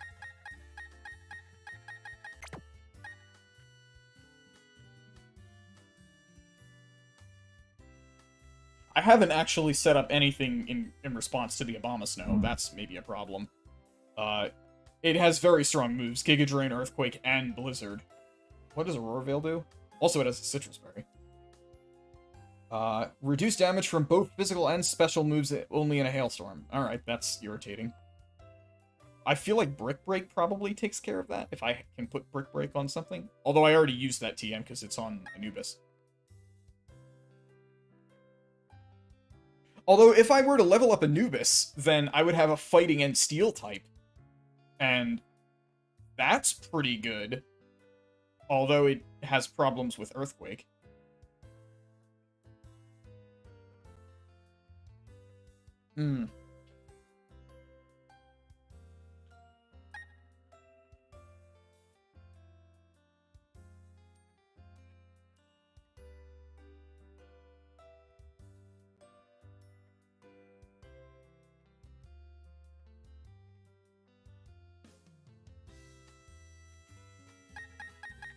I could get both entry hazards, if I want. If I don't have a better strategy than this, then I can send Turtle in with Stealth Rock. And Turtle also has Leech Seed. Oh, is Turtle better to send out against Sneasel? No, worse. Avalanche is 4x super effective.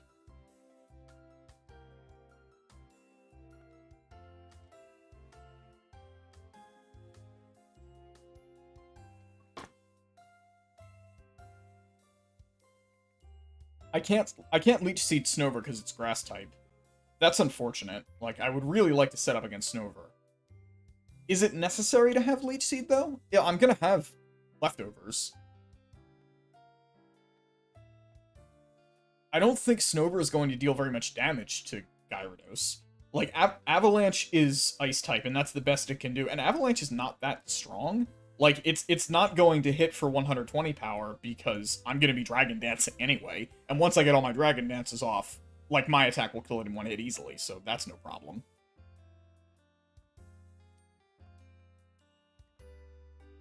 Also, what am I doing against Abomasnow? Because I have these 3 moves right now, and I would like to be able to just complete the sweep and defeat Abomasnow with Goldfish 2. Since I'll have, like, sufficiently high-end Dragon Dances set up. So which of these moves would I use and what could I put on it that might be better? If I could teach it a Fighting-type move, that would work. Or a Fire-type move. Like, if I could teach it Fire Fang? I don't think it can get Fire Fang. Ice and Grass both have a lot of weaknesses, so this shouldn't be hard.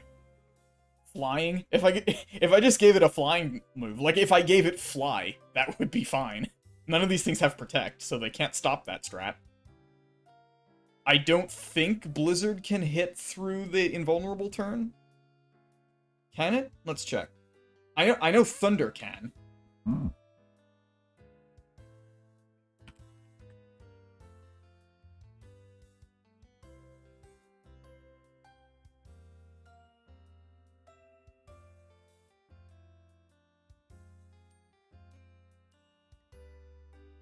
Alright.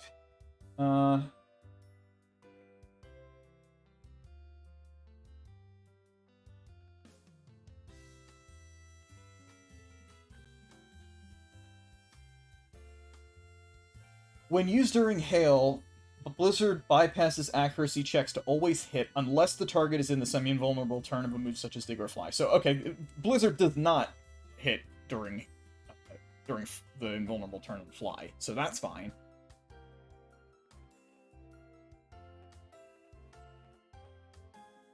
So fly would work. Unless ice resists flying. I forget whether it does or not.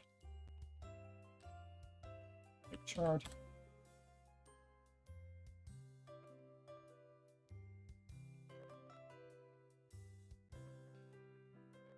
Ice does not resist flying. Alright, so that's a super effective move. Ice doesn't resist water.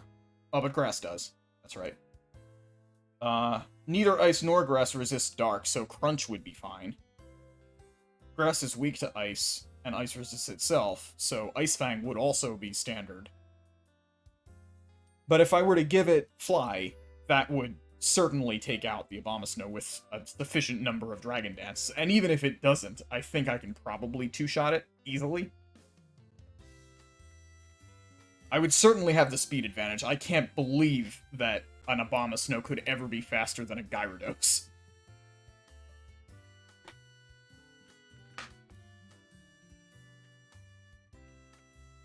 I mean, even if it gets off Aurora Veil, I don't see that happening. So yeah, I think Gyarados is a pretty good answer to the Abomasnow as well, as long as I teach it fly, which I can do.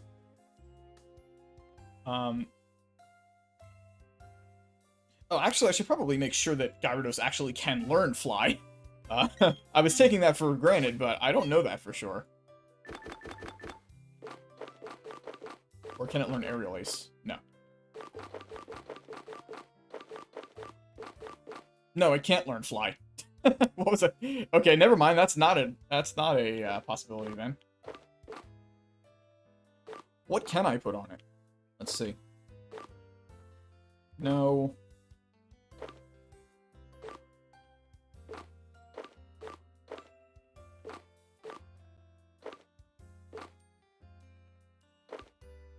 I can give it Rock Smash. I mean, that wouldn't be that much better than just Stab Waterfall.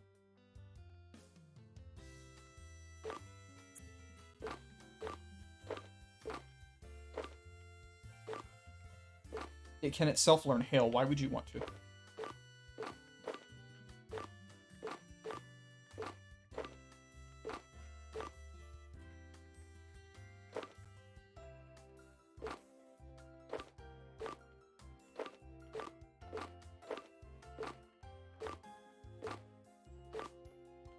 Oh, I have another Brick Break TM. Didn't know that.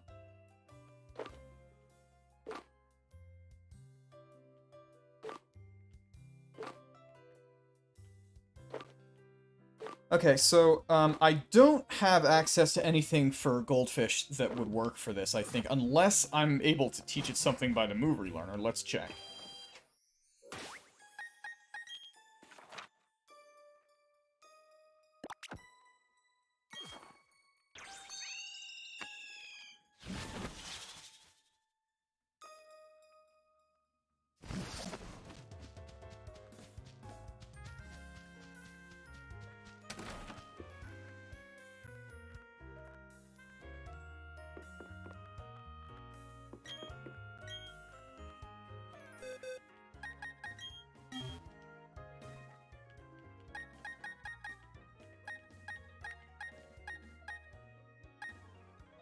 Okay, none of my move tutor options are good either, so this is the best moveset I can get on my Gyarados right now.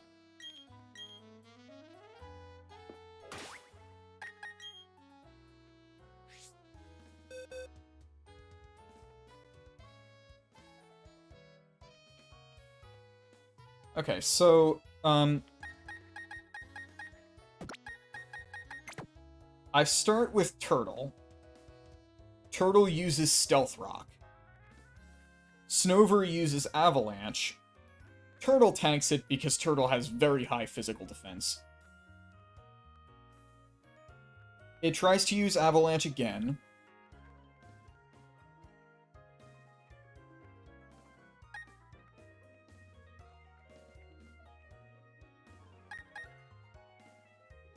Do I switch to Girafarig then?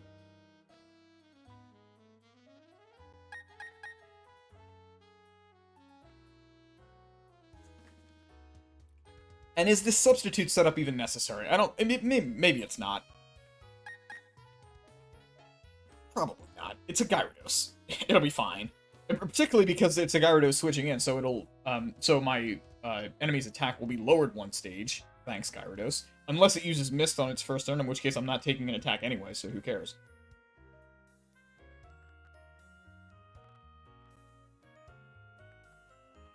If I really wanted to, I could even stall 5 turns for the Mist effect to end before I switch in Goldfish.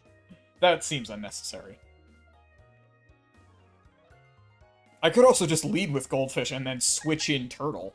But if I did that, I'd have to assume that Turtle is going to tank 2 attacks, which is possible after the Intimidate drop, but I wouldn't depend on that.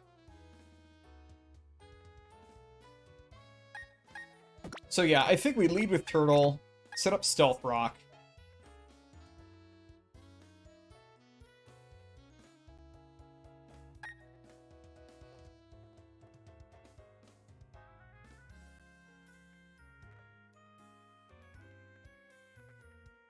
I don't think I necessarily need either Leech Seed or Toxic Spike support to make this work.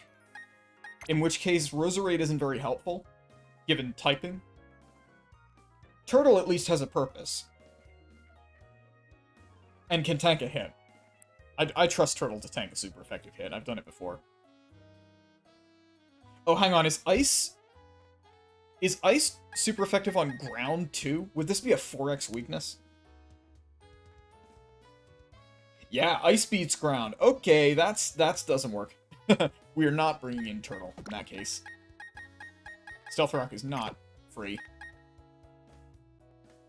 Because even with his bulk, I'm not going to risk a 4x super effective move. Unless I, like, give it the berry that reduces the power of a super effective move. But even then, I'm not sure that's worth it for Stealth Rock. When I'm sweeping anyway, who cares, right?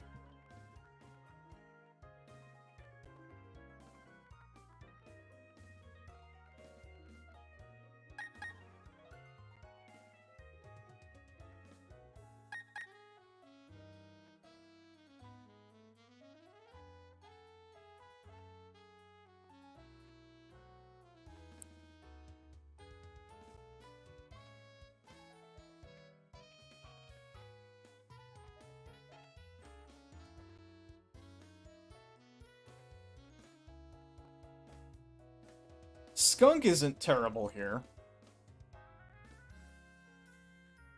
Although I think Skunk is too slow. Most of these things are pretty strong physical attackers, and I want to sweep. Skuntank doesn't have Toxic Spikes, so I can't set up that way.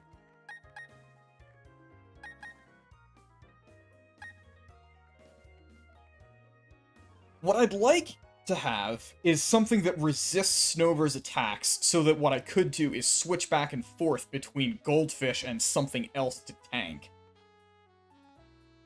That way I get repeated Intimidate drops. I could even do that against the Medicham too, if I really wanted to. But I think it's sufficient to stack up against the Snover. And just Dragon Dance once it's sufficiently intimidated, because all of its moves are physical. Oh no, that's not true. Water Pulse isn't physical, but also Goldfish resists that, so I don't care.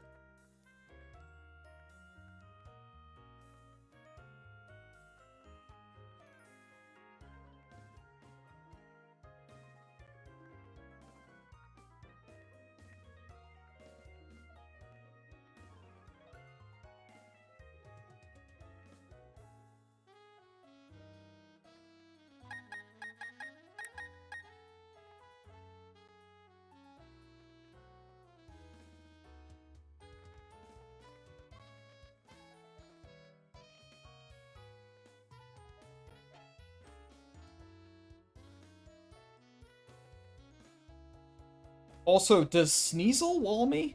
Because, I mean, Dark and Ice are both... Wait a minute. Ice resists... Oh, Ice only resists itself. Okay.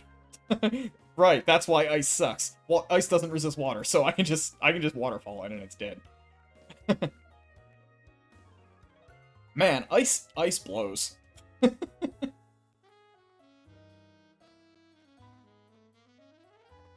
This is why I don't use Ice types.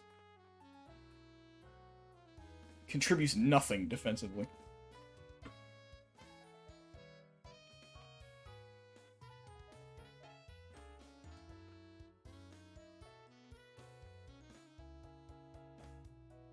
I feel like Ice should resist water. That makes sense, right? Anyway. So Waterfall is sufficient to take care of Sneasel. That's no longer a problem. Waterfall will take care of Medicham, and then... for the Abomasnow... That will resist Waterfall. But it will not resist Crunch. And Crunch is stronger than Ice Fang.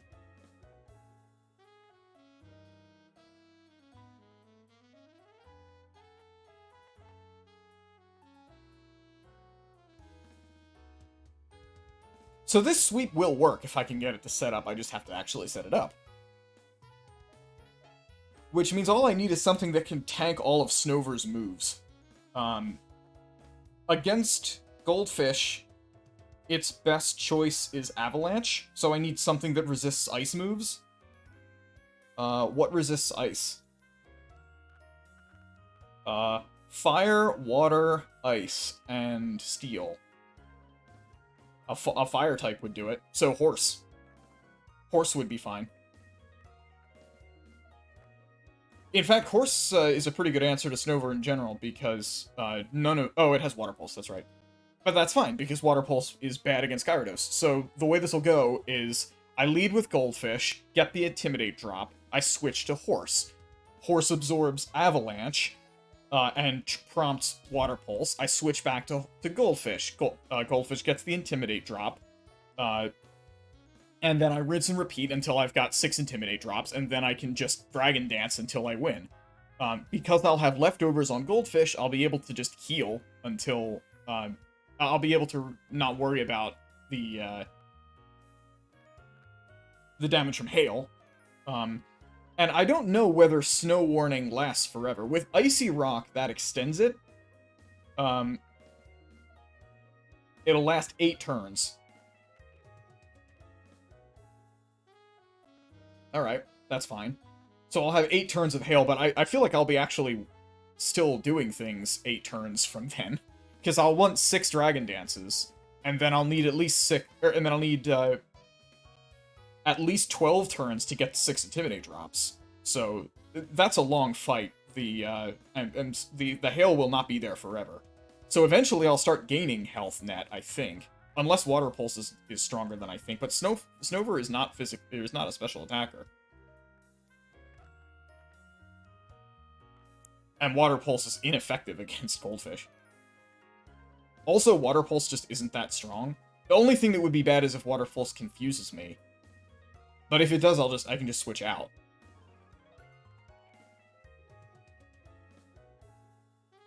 For most of this, Goldfish is just going to be switching in and out, so the confusion doesn't even matter.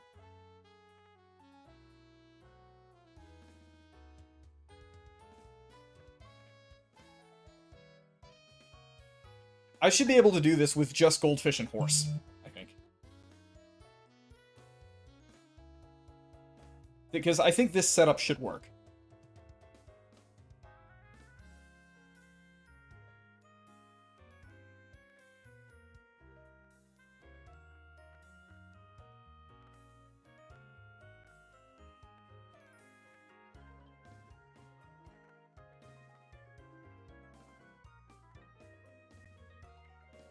I could even have a second thing to switch back and forth to, if I wanted.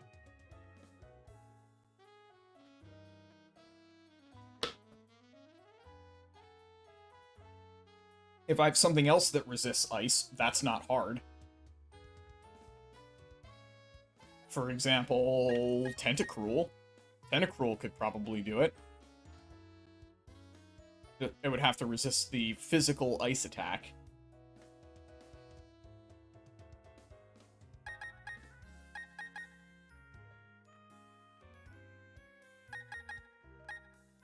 Azumarill could also do well here.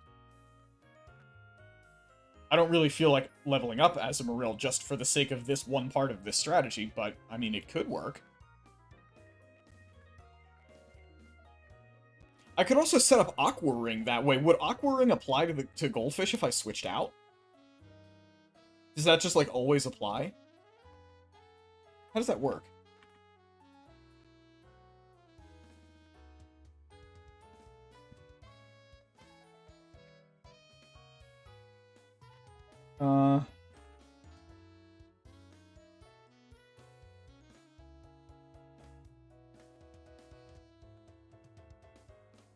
Lasts forever, and it can be passed by Baton Pass, but that's it.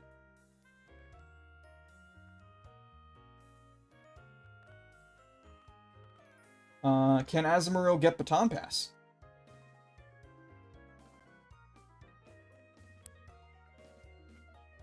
Does it get it by leveling up? No. Is there a Baton Pass TM in this gen? I seem to remember that being a thing.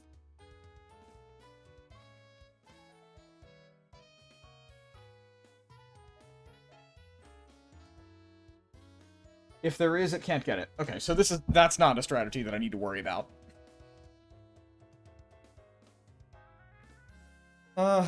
I guess I can level up Easter Bunny. It just has to survive an incoming ice attack. And actually, it'll be really good at that because it has thick fat.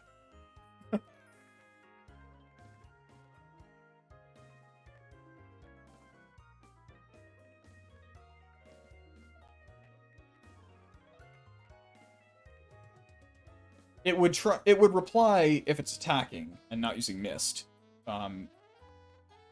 It would reply to Easter Bunny with Razor Leaf,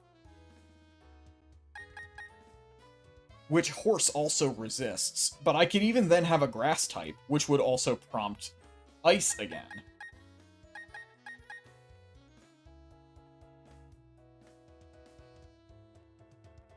Yes, that's correct. I changed Blue Mouse's name. I also changed this one's name to Actual Mouse. Because I realized it's not really a mouse, it's a rabbit. It has bunny ears, and it's shaped like an Easter egg.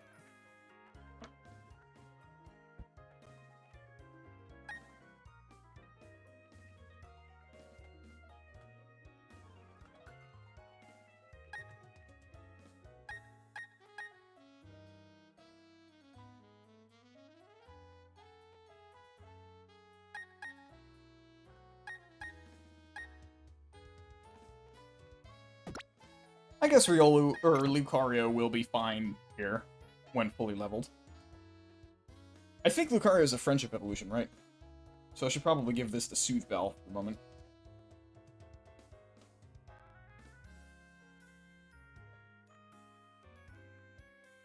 Correct. Oh, only during the day, though. So I cannot evolve this right now. Because it'd be nighttime. Well, in that case, no way. I'm not going to bring an unevolved Riolu with this fight.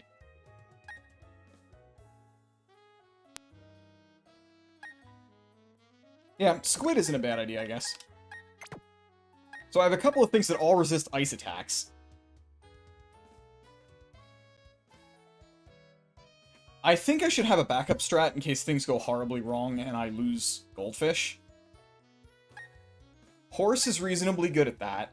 Mega Horn will still work, and so I think that Horse should have, yeah, Wide Lens. I considered this. I also have to go get leftovers. Why don't I do that now? This is a thing that I was not able to get until I did this stream because you have to dig in this area to do it. I tried to get it from Iron Island, but that didn't work. It's in the Glacial Cave.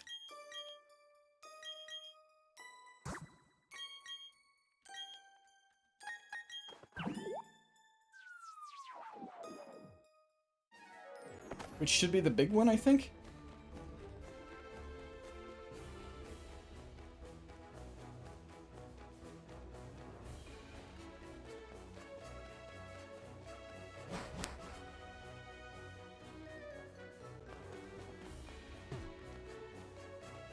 I think this is a different underground theme than the previous underground area.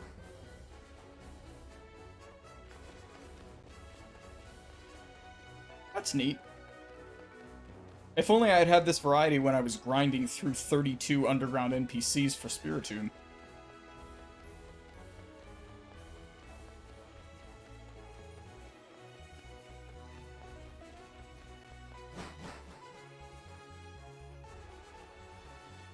There it is, Glacial Cavern. Should be in here somewhere.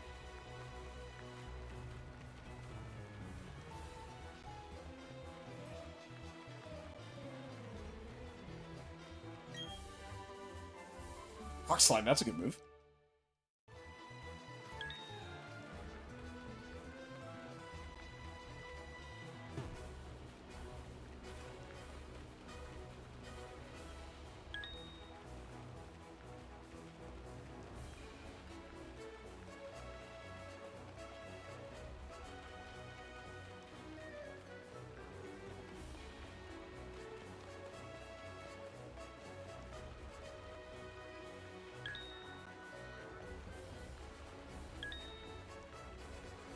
Here? Hooray! We got him. Oh, right.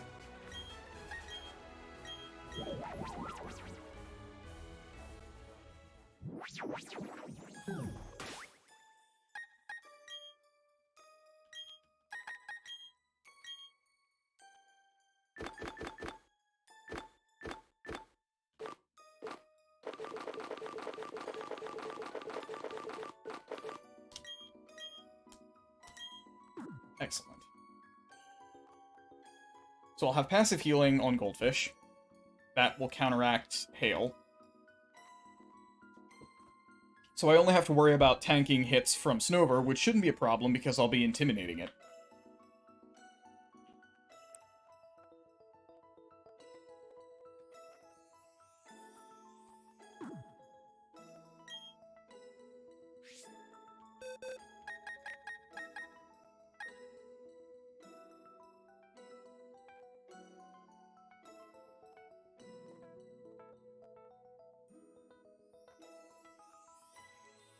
Actually, once I get 6 Intimidate drops on it, I'm no longer scared of 4x super effective Avalanche, so at that point I can set up Stealth Rock.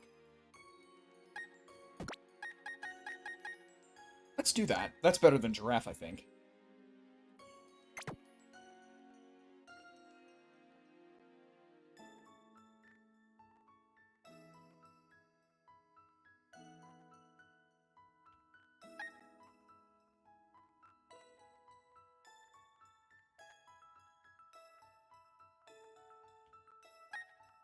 So this will, in fact, be the team.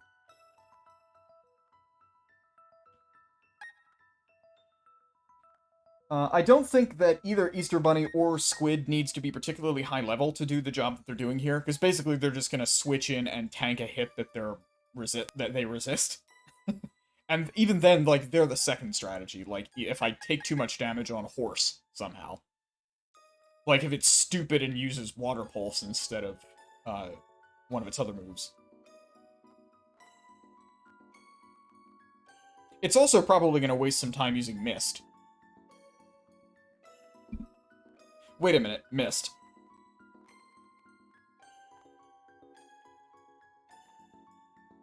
Oh. Well, that's a problem. Mist stops stat reductions for 5 turns. It has 30 PP. Ah. Well then.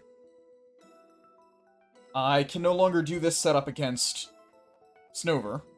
Which means I'm going to have to do this setup against Sneasel, I suppose. Does that change anything? What does Pickpocket do? Steals my item when he makes direct contact. Rude. Ugh, that's also irritating to set up against. And I can't guarantee that Sneasel would come out.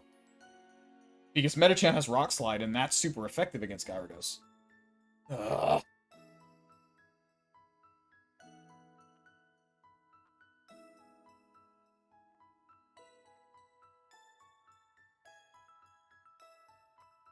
So I have to do this on one Intimidate drop. Unless it doesn't use Mist. Which is possible that it wouldn't. Like, I have no reason to believe that it wouldn't use Mist, but also the Pokemon AI does weird things. Like, it's totally possible that it will use a move instead.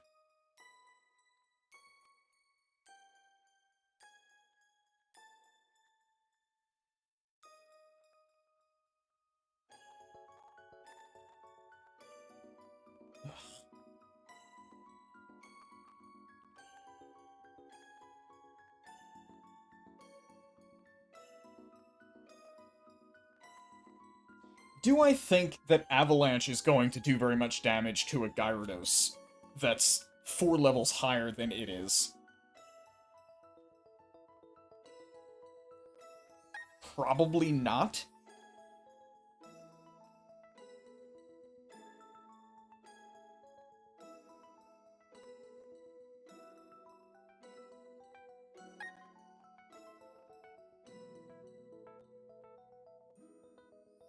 I still think Horse is good here.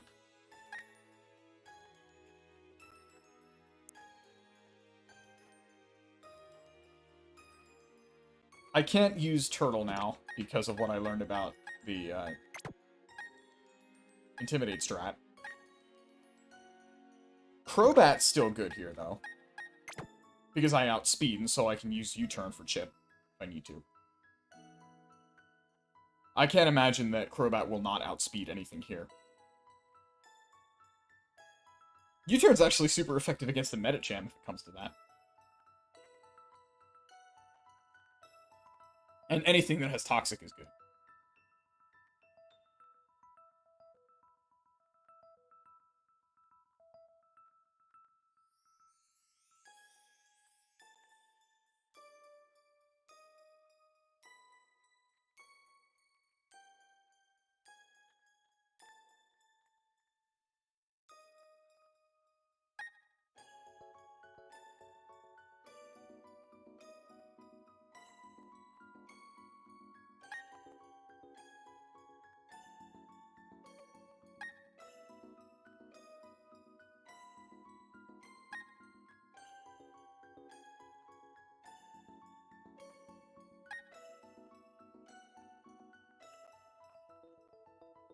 Man, I wish that Cornrow's guy were a Machamp. That would be great. Too bad.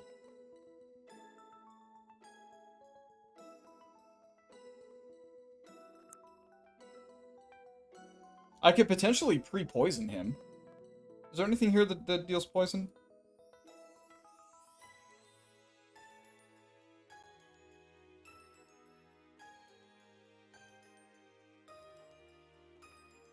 Nothing in the gym inflicts poison. That's a shame. Unless, like... Oh, actually, I might be able to get this Tentacruel to poison me with Sludge Bomb.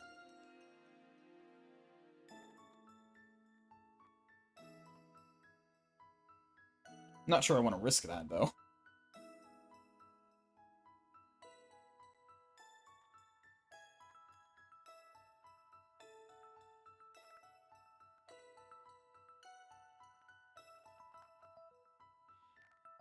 Okay, so I think the new old strategy is lead with Gyarados, get the guaranteed Intimidate, switch to Horse, absorb an attack. If it uses Mist, fine, I'll just switch back to Gyarados and start my Dragon Dance setup as is. If not, then I'll switch back and forth until it uses Mist, at which point I'll switch back to Gyarados and start the Dragon Dance sweep.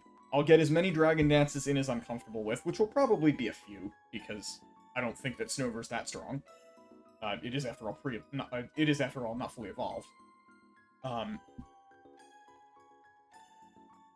And once I have a bunch of Dragon Dances set up, we'll start the sweep, and that should be sufficient to take care of all of this guy's Pokemon. Whoever the gym leader is. I don't even know their name.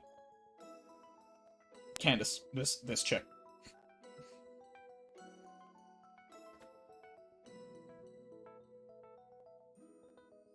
I think we should sweep cleanly here.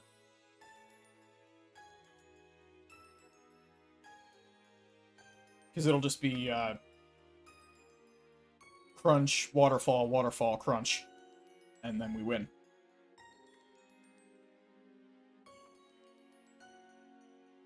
Medicham will not get a chance to use Pure Power. None of its moves are priority. None of any of their moves are priority. Okay. I think we got this. This will be the team. I just have to remember that this is the team, because not all of these Pokemon are going to be staying in the party while I fight the other gym trainers. Some of them will be, probably, but not all. Because I might end up... I'll have to switch out Goldfish at some point so that it doesn't get overleveled. I could deliberately edge Goldfish up to level 42 so that it evolves when it... Or such that it levels up once it defeats Snover, and is then level 43 for Abomasnow. Or Medicham, even.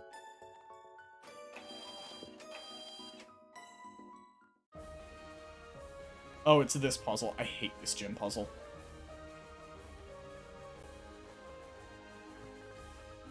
The gym trainers mostly have ice and water types. We've got a Sneasel and a Tentacruel. What do I want in my party for this? This party, I'm sure, is going to be fine. Although this party is kind of specialized.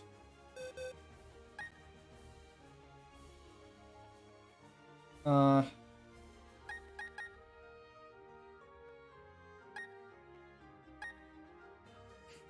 thanks.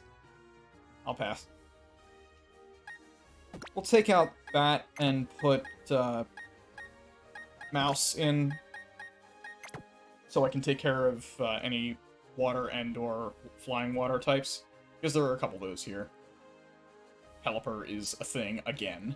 Well, let's not deal with that. There's also a Steelix that this person has. What's Steelix weak to? Fighting, I guess?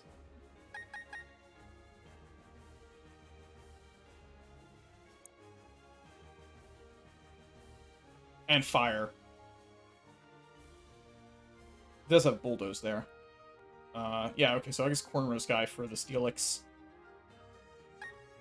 Mouse to take on Pelipper.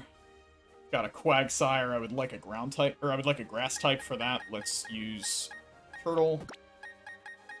I want to make sure that I level both Easter Bunny and Squid, which means I'm going to take out Goldfish, who is otherwise not particularly good against ice types.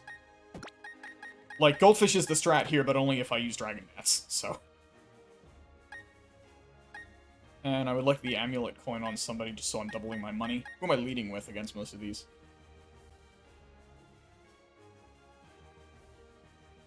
Cornrow's guy's got Luck Incense already, that's the same thing.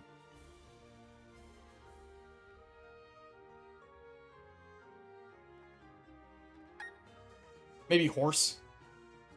Yeah.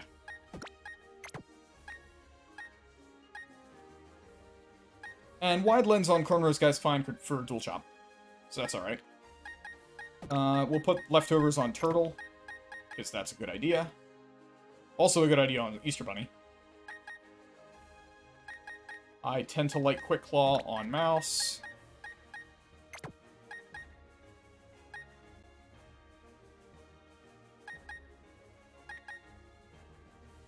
Then I guess I'll put the Shell Bell on Easter Bunny. That'll be fine. So this will be our team for most of the fights. I'll eventually have to switch out Horse because it'll get to level 42. But beyond that, we'll be alright.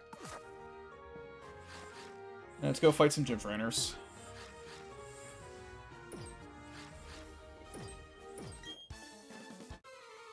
I don't know where any of these people are, so I have to prepare for all of their teams, more or less. Most of them I'm not scared of, but some of them have particular Pokemon that are irritating. This is one of them, incidentally. Like, this thing has Ice Fang, so I have to actually be careful and not let myself do something stupid, because I don't actually have a grass attack on Turtle. This is what Mouse is for.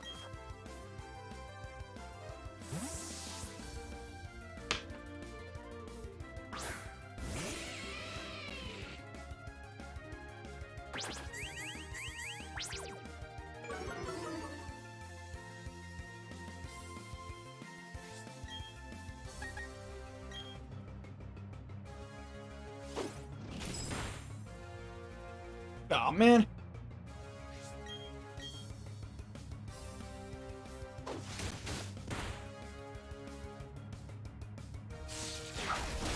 Okay.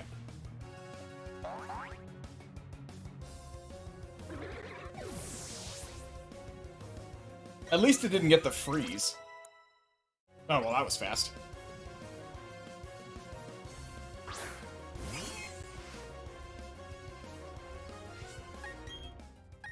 Cornrow's hard counters you.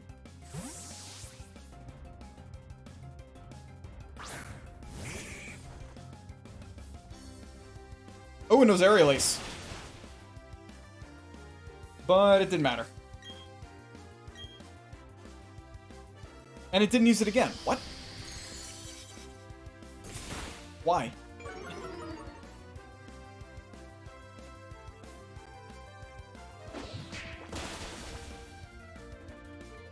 Never met a Sneasel I couldn't one-shot with a fighting move.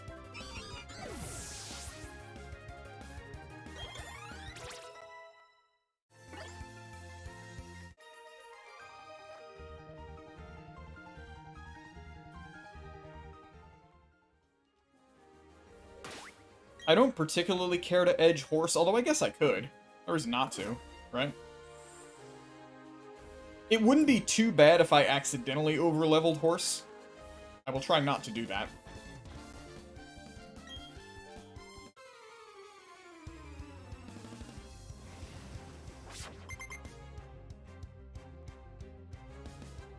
Ah, you've got the caliper. Oh shoot, I didn't heal. Ah, that was stupid.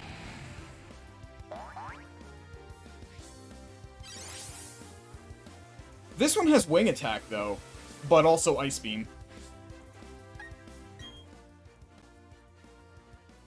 Man, that's irritating. I was stupid.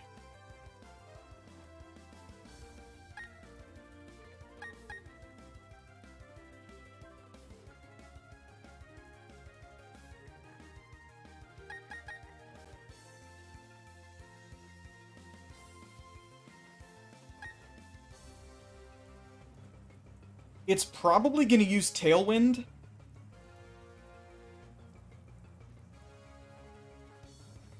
That's usually what it would do.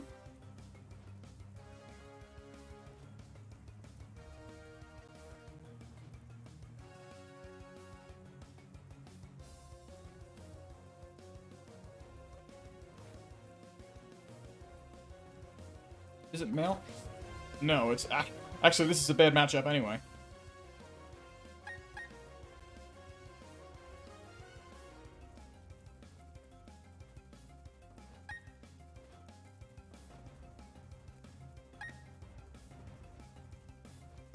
I hate Pelipper.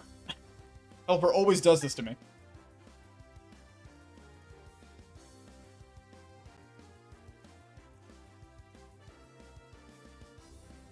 I would just Leech Seed it, but I can't because it's gonna use Ice Beam.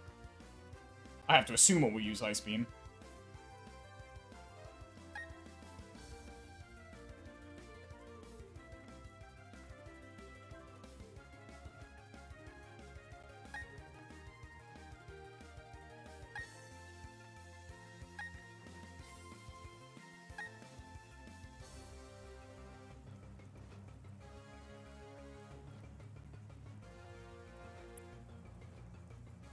This is the worst. I am stupid.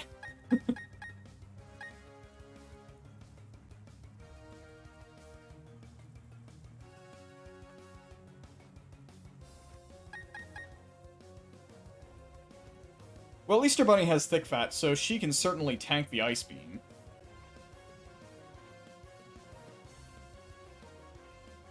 Its other moves are not particularly good against Easter Bunny, although it's higher level.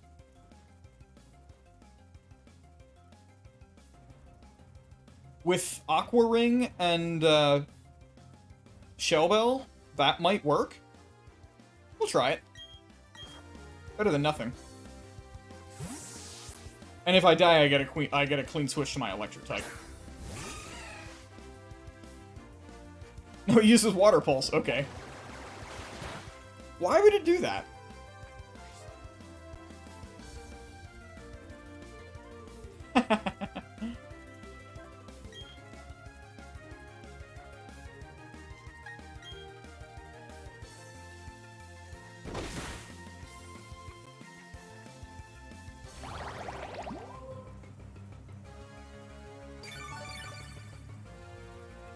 Oh, maybe because it's raining.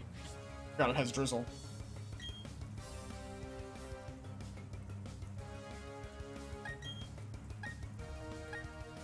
Slam sucks. I guess I'll use Play Rough, which will lower its attack, or could.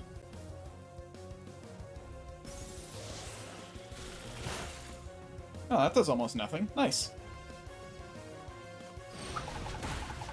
That also does almost nothing.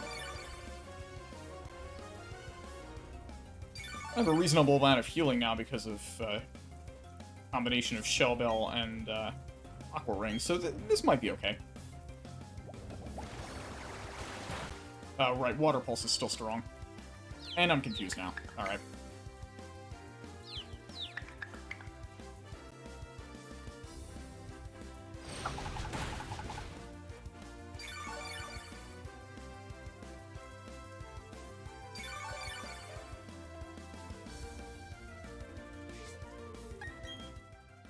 It seems to be using more or less random moves.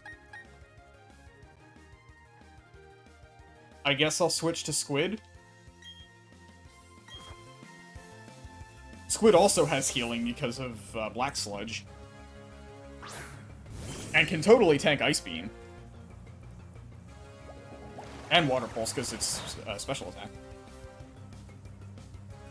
And it's no longer raining, so I don't get it, so it doesn't get that boost.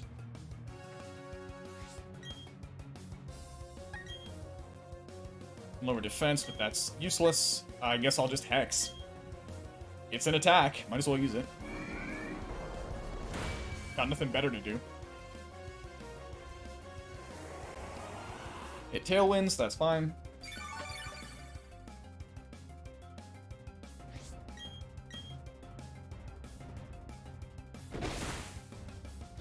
That is a much better attack than its other ones. I think I still win this, though. Unless this trainer somehow has a Hyper Potion.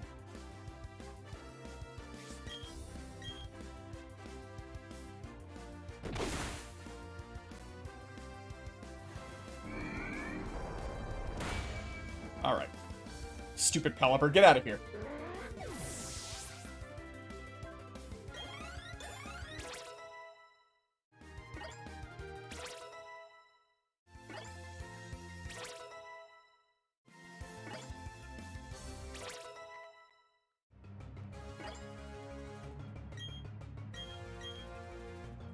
That lowers speed. I don't need that.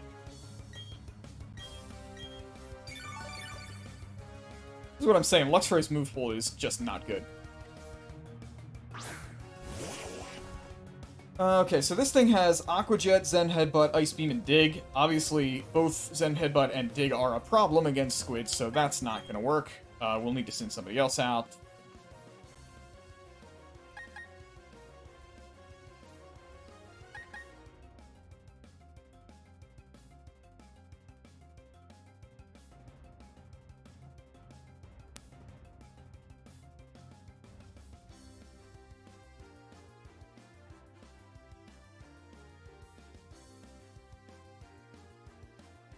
Ugh, that's weird. That's lame. I think it'll probably see Zen Headbutt as dealing more damage, I would guess. In any case, I shouldn't switch to you.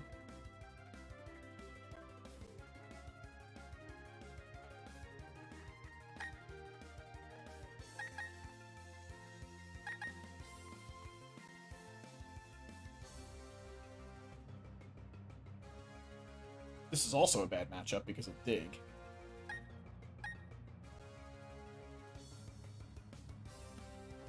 Well, I'll tell you what it won't be using against me right now. It will not be using Ice Beam, because there's no way you would use Ice Beam against my special wall that resists ice. Which means Turtle is a reasonably safe switch, and probably Earthquake would kill it.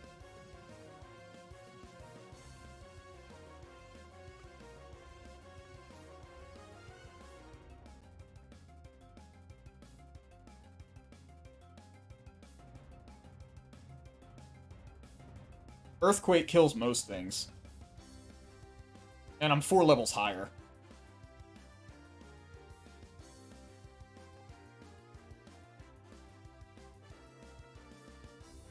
Like, yeah, it has Ice Beam. Am I faster, though? Probably not. I don't want to tank a 4x super effective Ice Beam. That seems like a really bad idea.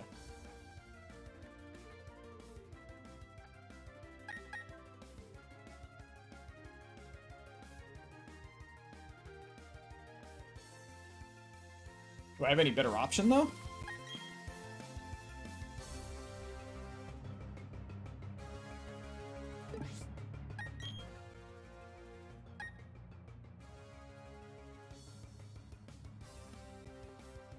If I do this, I have to assume...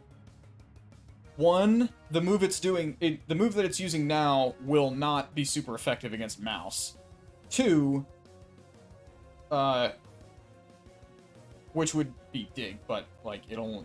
if it's using Dig, I would know, because Dig is a 2-turn move. And I could just switch to Turtle.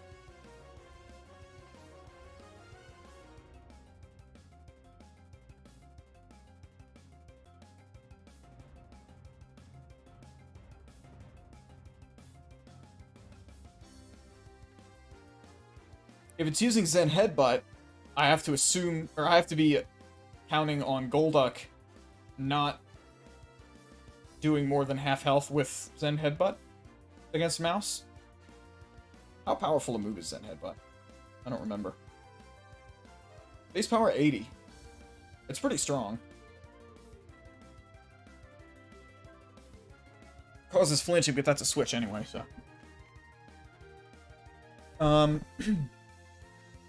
I don't know which of them it would prefer.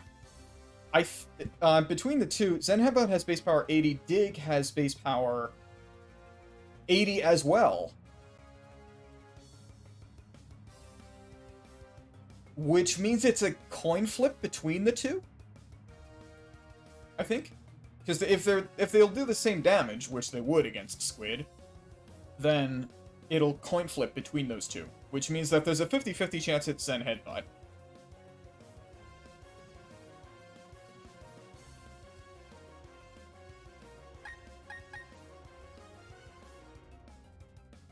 I'll be back in a sec while I think about this.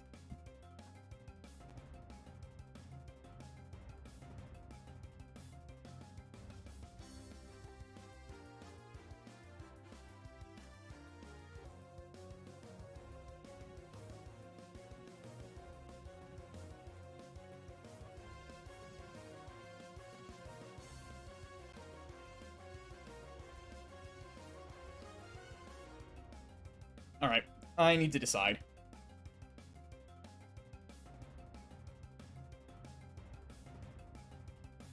Oops, wrong overlay.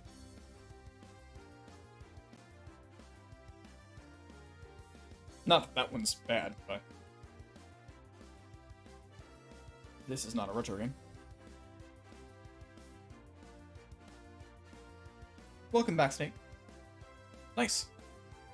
Oh no.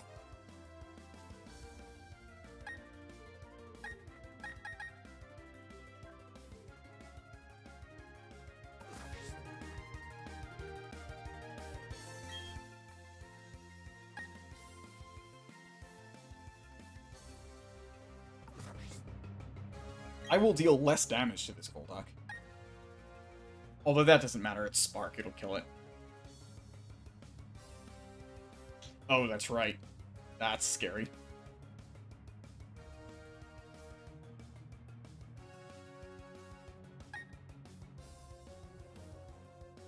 Does Fairy resist Psychic?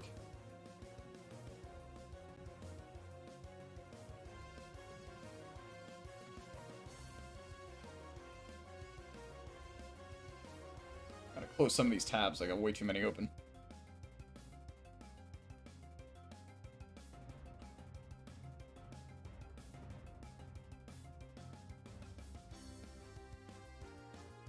Oh no!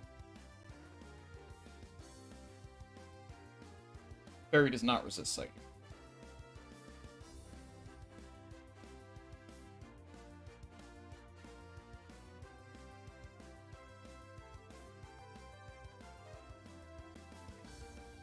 I can resist Ice, though.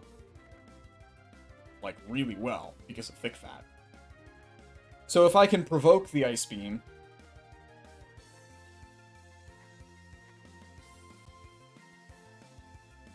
I don't know, man. You might have a problem.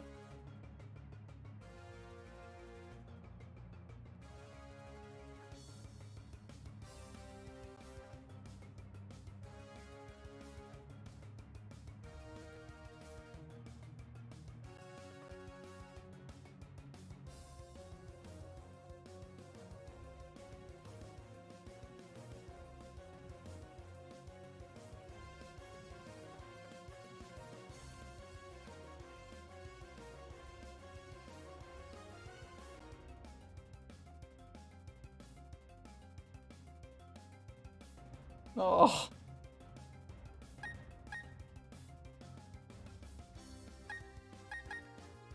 That sounds like a bad time.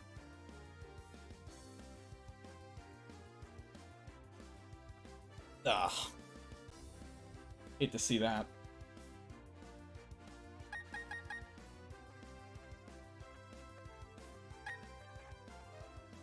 I think this situation is probably going to be a death, actually. I can't believe that the thing that's going to cause me a death here is a Pelipper and Golduck combination with my own stupidity, but still.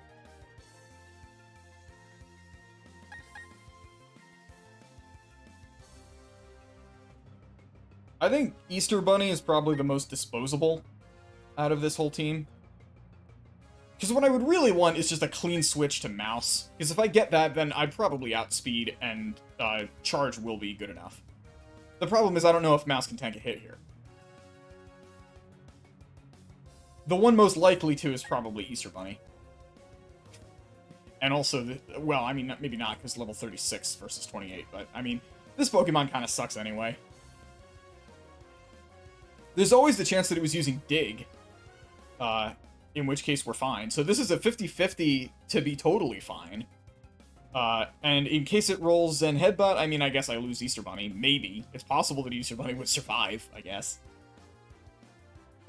Zen Headbutt can miss. So there's a chance of that, too.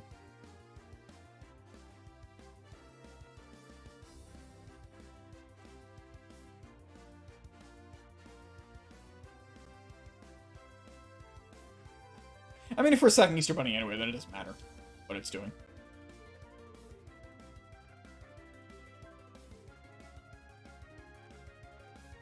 Ugh, yeah, that's a problem.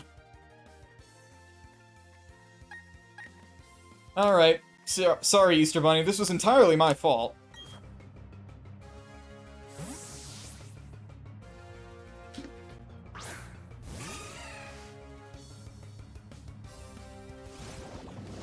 It used Aqua Jet? Alright.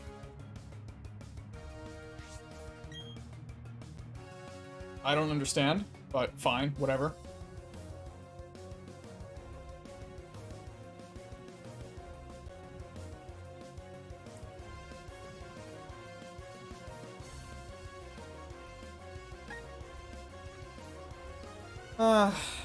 Alright, Aqua Ring. Now it uses Sand Headbutt. Let's see, do I survive? Very much no.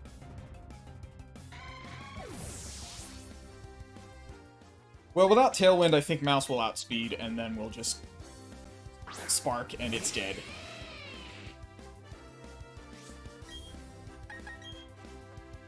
Oh, Aqua Jet, right. Fortunately, that's not very strong. And it's not dead. Alright, that's a problem. If it uses Aqua Jet again, I'll survive. Is there anything else I could do that would be better than that?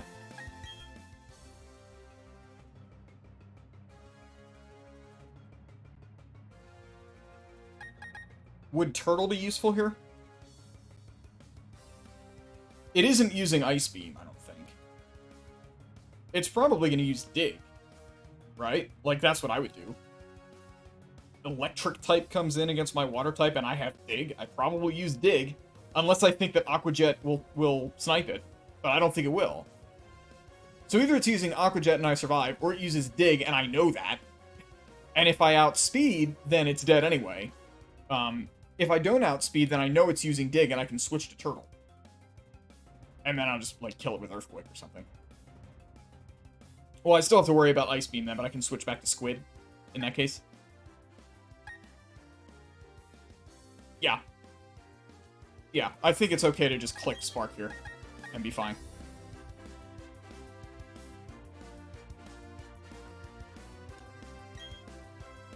It is faster than me, and it uses Ice Beam, which does not kill. Probably would have on a crit. Ugh. Man, that was messy.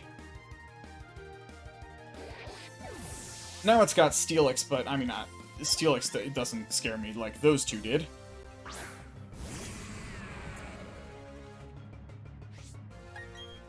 Steelix can use Ice Beam, Bulldoze, Iron Tail, and Screech.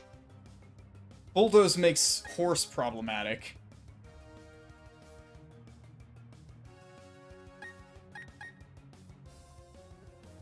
It's probably setting up Bulldoze.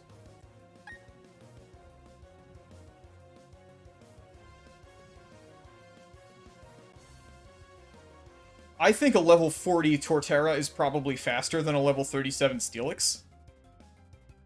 I don't think Steelix is fast, right? And it has 0 EVs.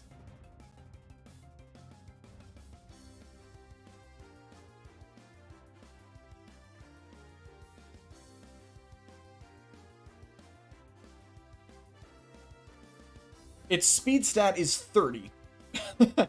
What is Torterra's speed stat?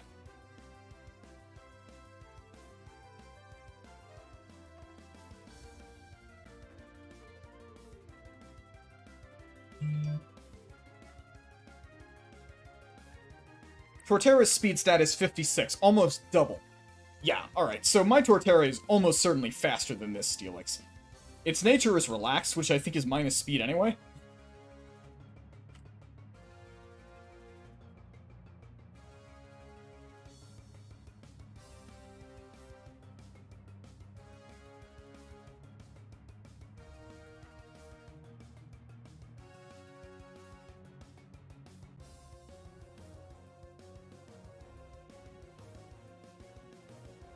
Yeah, relaxed is up defense, low speed.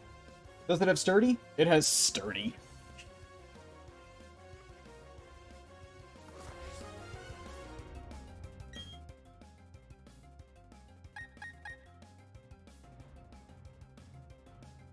Which means I have to do something else first.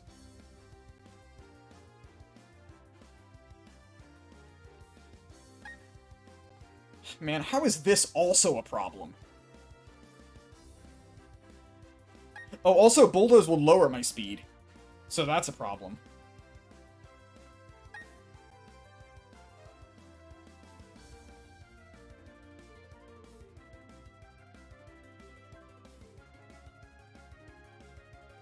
It doesn't have any move that's super effective against Cornrow's Guy, and Cornrow's Guy's defense is pretty high.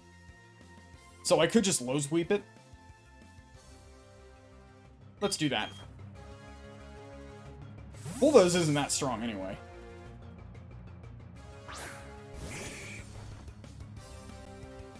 He uses Screech.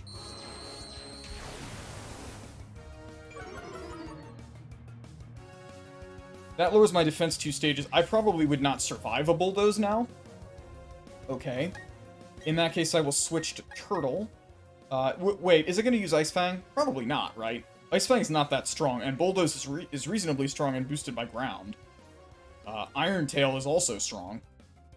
And I doubt. So I doubt that it would use Ice Fang right now. So let's switch to Turtle. I think a pivot here is necessary, given what just happened. Yep, there's Bulldoze. Does almost nothing to Turtle, as expected. Speed's lower, but I don't care. Because leftovers.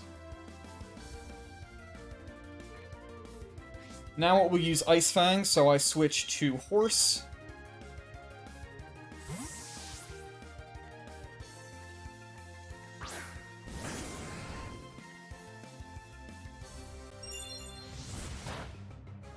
It did not use Ice Fang.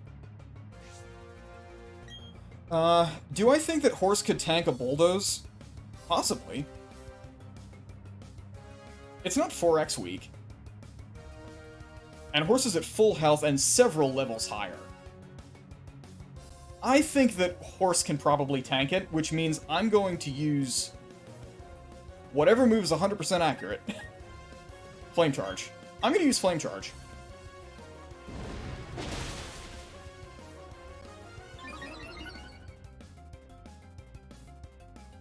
Uses Iron Tail again. Now I will switch back to Turtle, because it won't use an Ice move on a Fire type. Either of its two moves will be resisted by Turtle, and then I will hit with Earthquake and kill it. Now that I broke Sturdy, we're done. And this mess is over. It's still using Iron Tail, which is inaccurate. I don't understand why it would use Iron Tail and not Bulldoze there.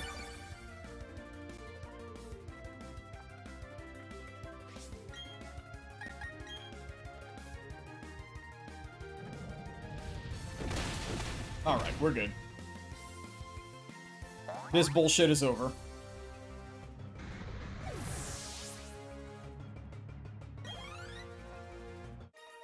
Ugh. Heal your Pokemon between fights is the lesson here.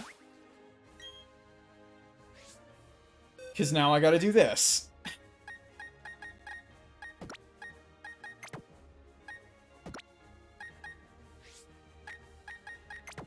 Oops.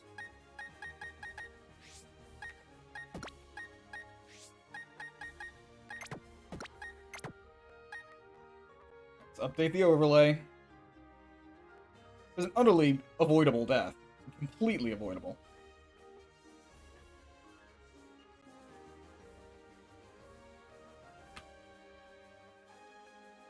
$7Ks. Fine. Whatever. How many more trainers are there in this gym? 1, 2, 3... No, I beat that one. 3, 4. There's 4 more trainers in this gym. Horse is now at level cap.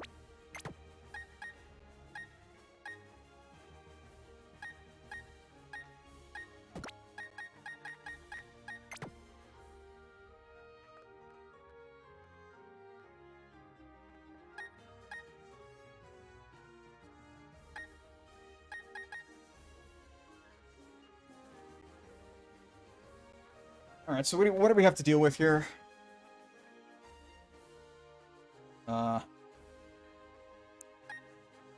I'll keep you around in case for that Quagsire. Everything's got Ice Beam. Damn it, that's not a good idea.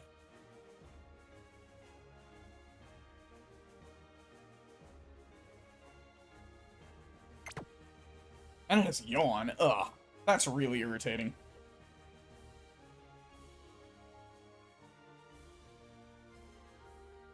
And it has Bulldoze, so I can't wall it with Egg.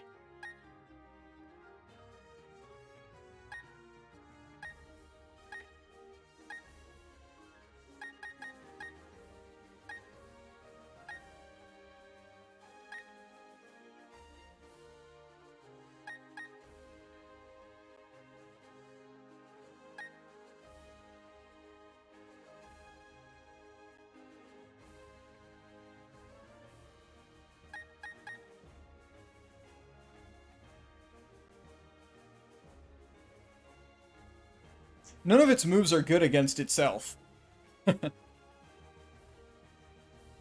And I have Recover, and it doesn't. So I could just body slam it to death with Gastrodon. That's a reasonable strategy. If I give it leftovers, that will make it extra annoying. Like, even if I fall asleep, I'll still heal.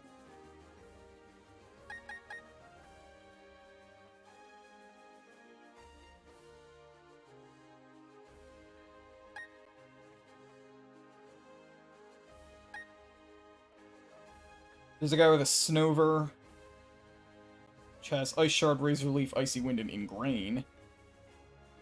That's fine. Horse takes... Oh, I can't use Horse. What else is good against Snover? I mean, anything with a fighting type move, so Cornrow's guy would kill it. Yeah, that's fine. It doesn't have very good coverage. And then I beat that team. There's another Snover, don't care about that. And then there's a Sneasel and a Tentacruel.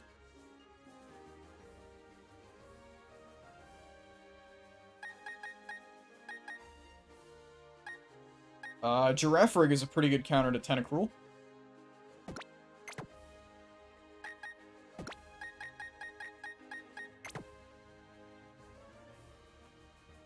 Psychic is a great way to defeat a poison type. And before that's a Sneasel, but Cornrow's guy never met a Sneasel he couldn't kill. Given that it's a Sneasel and two Snovers leading, I should be using Cornrow's guy to lead, except against Isaiah, who's a male ace trainer, so I can see who that is and prepare.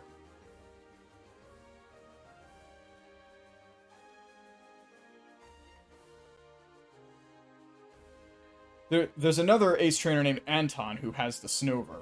But, I mean, that's okay. Even if, like, if I see that I'm going to fight a male ace trainer, I can still switch to, Snail as lead. And, in fact, I can just switch out on the first turn against that thing.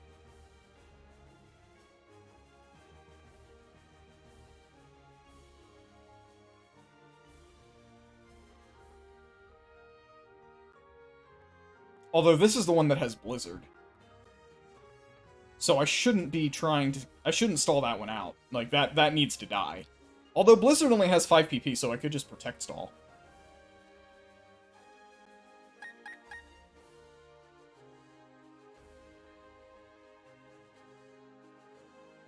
We could keep Skuntank in the party. Instead of Turtle, maybe. Turtle has been kind of a liability here.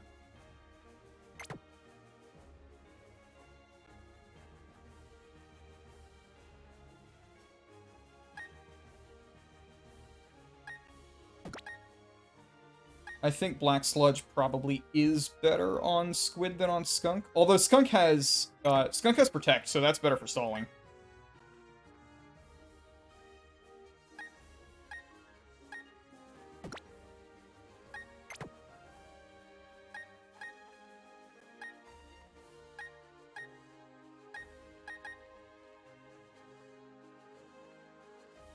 I don't care about Luck and Sense.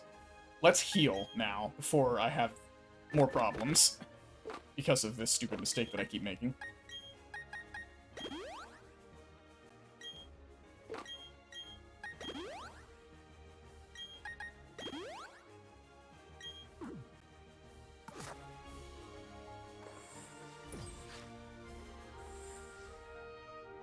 This is a male ace trainer? Oh, crap. He looked at me. Alright, well, let's see which one this is. Are you Isaiah? No, this is Anton, so he has the Snover with Blizzard.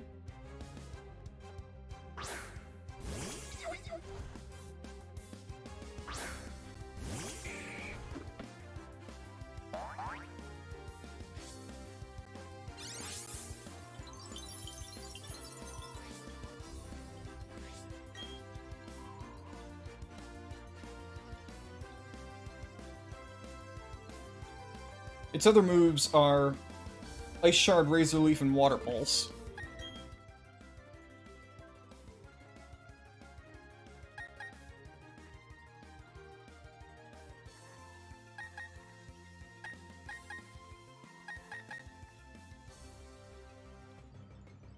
What did I decide I wanted to do against this thing? All right, this would probably work fine.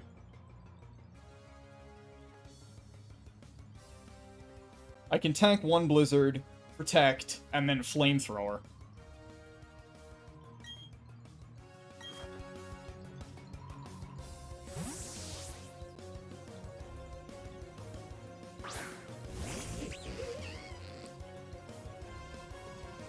Doesn't even use Blizzard.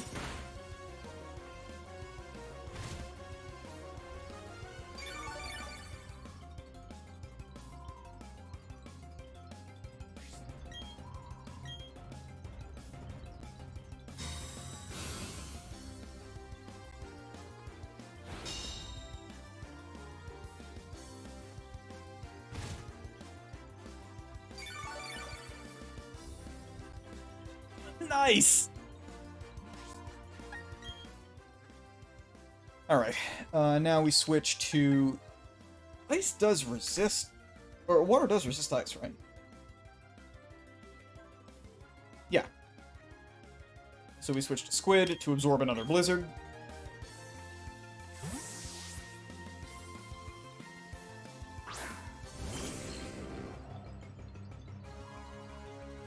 It predicts that. Okay.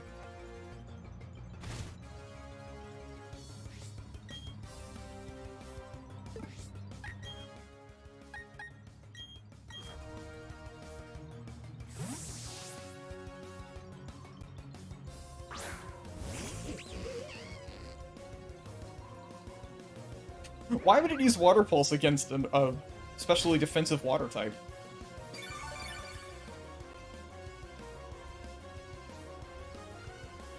I'm just gonna assume I'm faster and do this. Yeah. Overthinking this.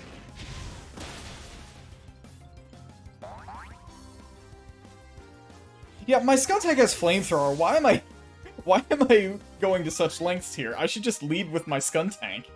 That'll ruin everything they have. Except the water types that I already killed. Or Quagsire, but I can just switch out against Quagsire.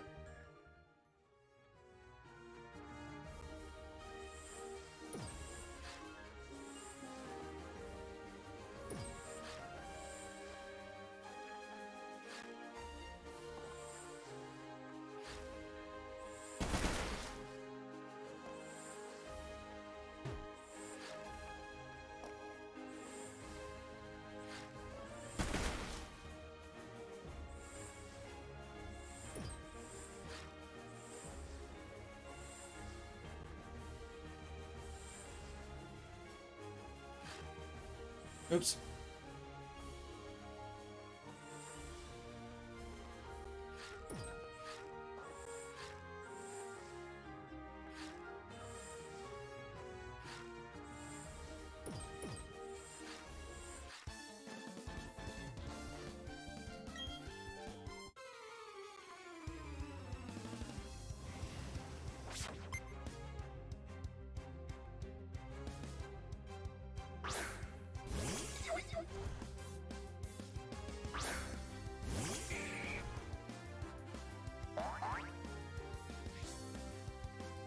This is the one that would try to stall.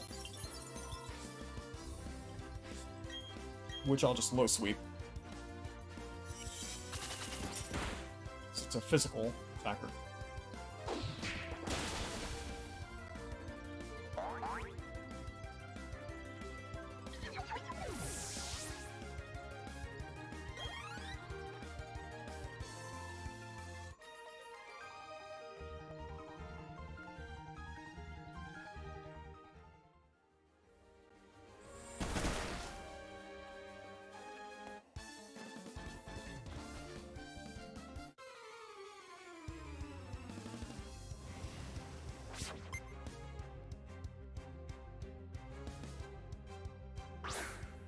Alright, here's this guy.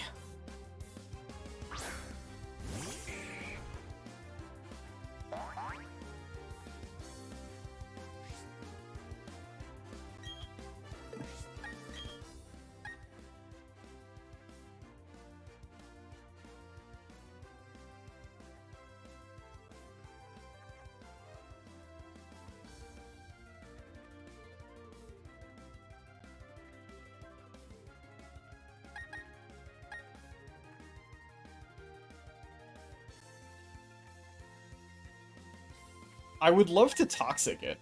That would be a pretty good strat, I think, because it has Yawn. That would just help stall it out. But I would have to have led with Skunk. We won't do that.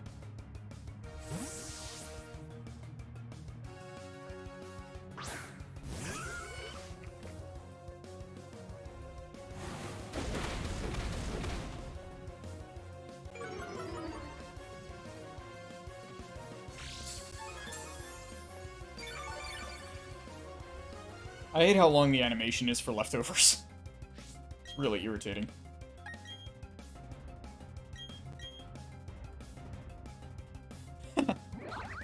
Friendship dodge.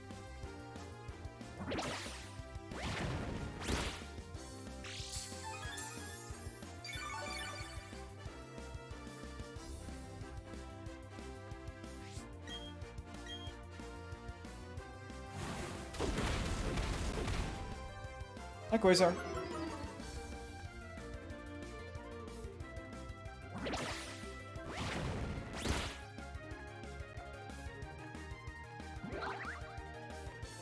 Yep, Snail's got this.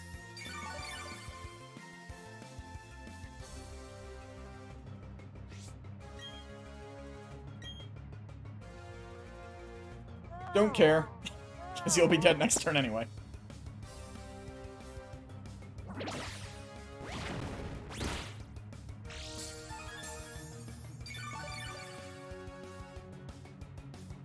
Leftovers recovery is amazing. I don't believe it has Storm Drain now. That is an even better name for a Gastrodon.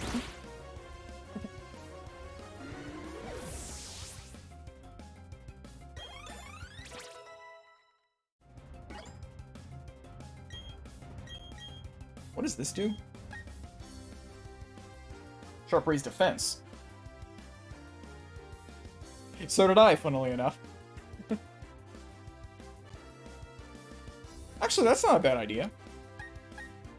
That's better than Screech. Just make Squid a tank.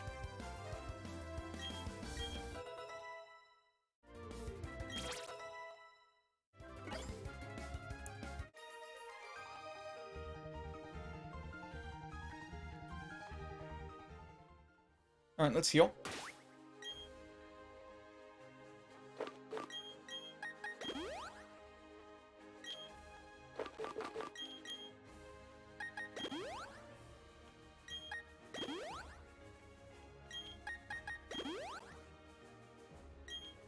Leftovers recovery is good enough for the rest of that.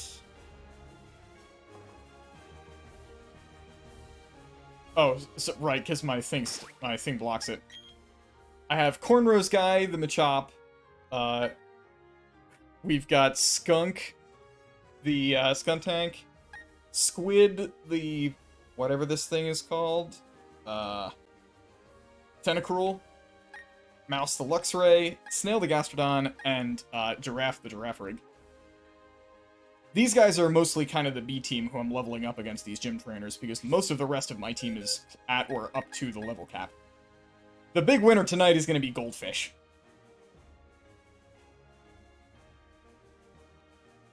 Who I guess I should switch in. I'm not going to use Snail against the gym leader, I don't think. Let's put Snail in instead of Mouse. Or Goldfish in instead of Mouse.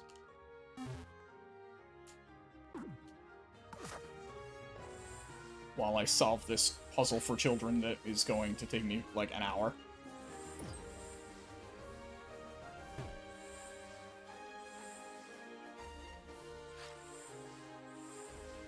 Water is a great type to be a specialist of. Water types tend to be very strong, and there's lots of them. So you've got as much variety as you like. Oh, right. That doesn't work.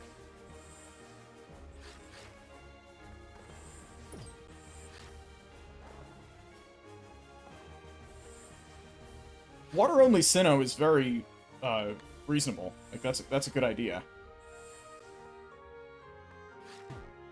Oh, damn it. Although only water moves, that's even more extreme. I'm not sure I'd be up for that.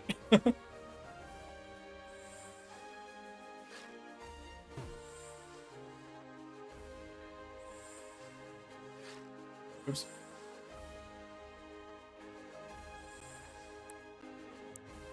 It's 1:30 in the morning for me, so I am, like, completely zoned out with respect to this, puzzle. I got no idea what I'm doing. Just trying combinations I haven't tried before, I guess. Ideally, I'd want to get up here. Which means I guess I need to do this. Right? Yes. That way I can fight this trainer.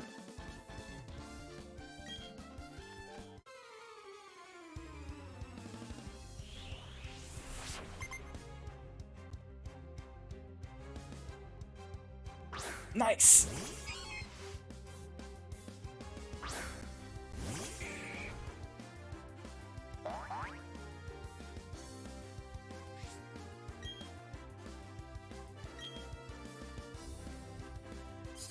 Oh yeah, that'll help.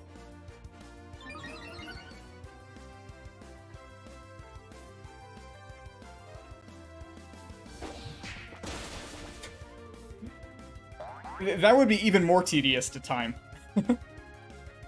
I believe you, though.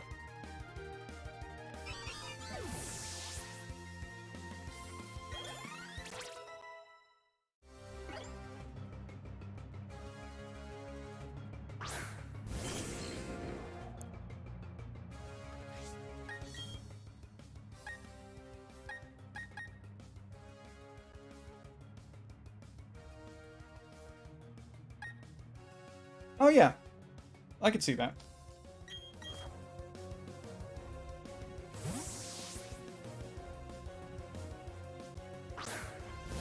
I never use the poke etch, I hate it. But that is a good use for it, I suppose.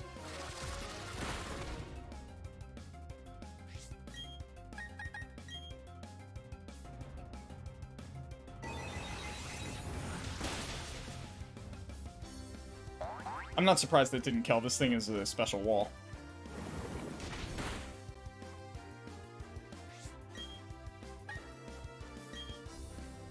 Just for variety.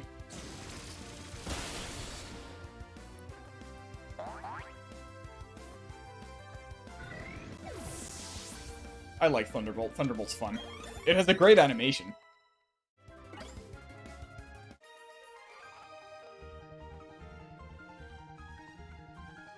And I think that's now all the gym trainers. Which is convenient, because most of us are at level 41 or 42 now.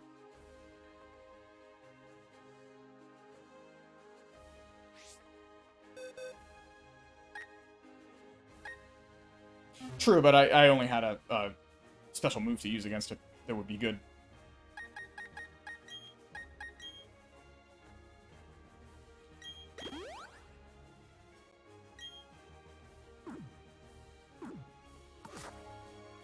Oh, I wouldn't use it as a glass cannon. I think the thing that makes Tentacruel good is its bulk.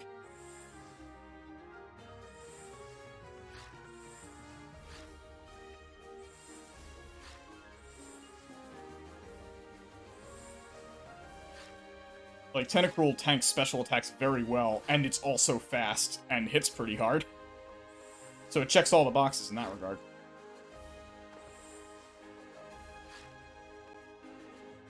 Not that way. This way? No, that doesn't help either. I guess I need to get onto this thing. Can I do that? That's irritating because of the positioning of that trainer. I need to cross... Yeah, okay. This should work.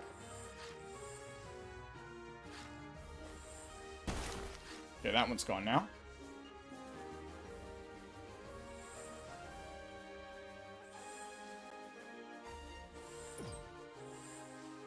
And now we just have to deal with the ones up top.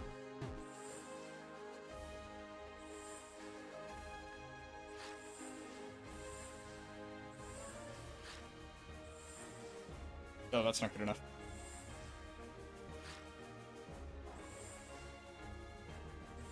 Yeah, okay. This'll work.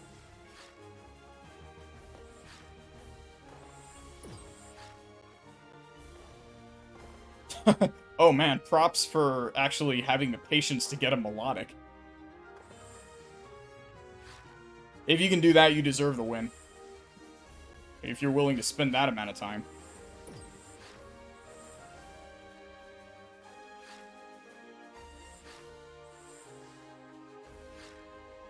Okay, where do I need to go now? I guess this way?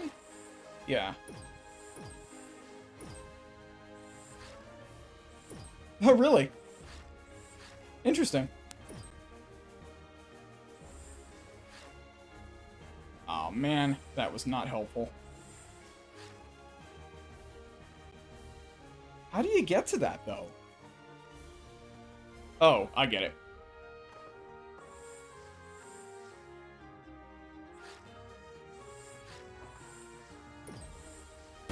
Alright, we're done. Let's get out of this stupid puzzle for children.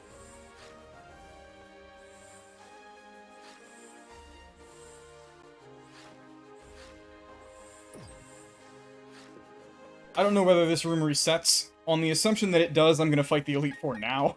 Or, not Elite Four. I'm gonna fight, I'm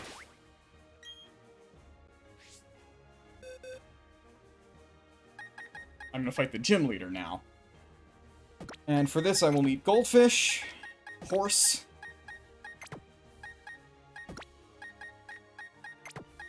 Cornrows guy. I think we decided... Turtle? I want to say Turtle is part of this. And Skunk, I guess.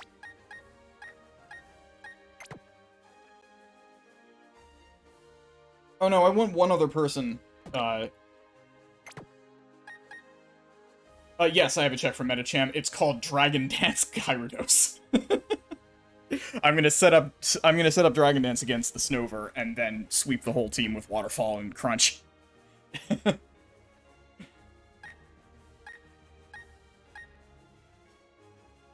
The check to Metacham is I have a Gyarados and you don't.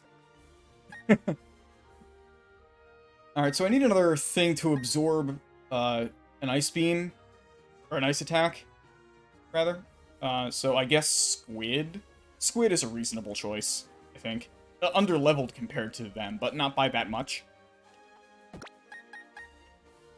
I'll take Squid instead of Skunk, I guess.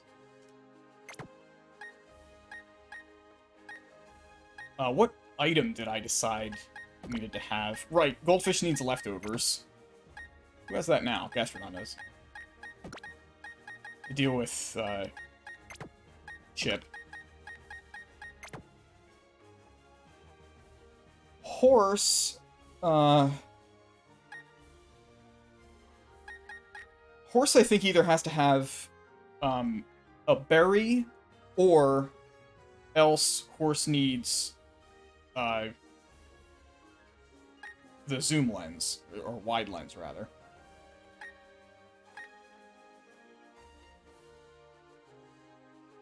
Oh, no!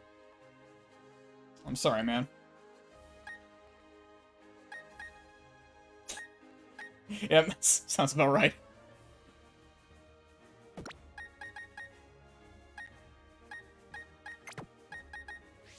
Right. Don't need that, I don't think.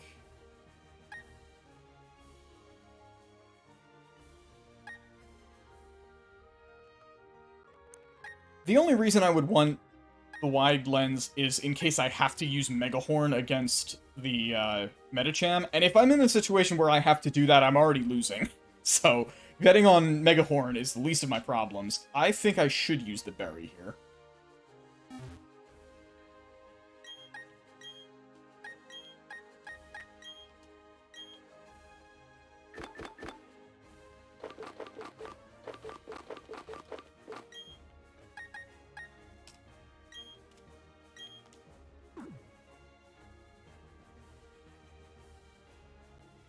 I like Fire Spin. Fire Spin's cool.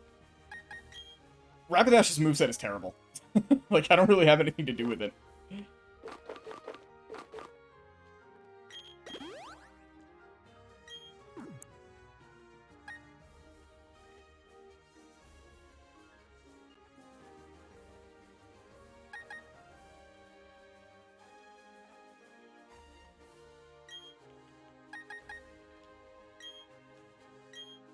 Do I have a thing that reduces a super effective ice-type attack? No.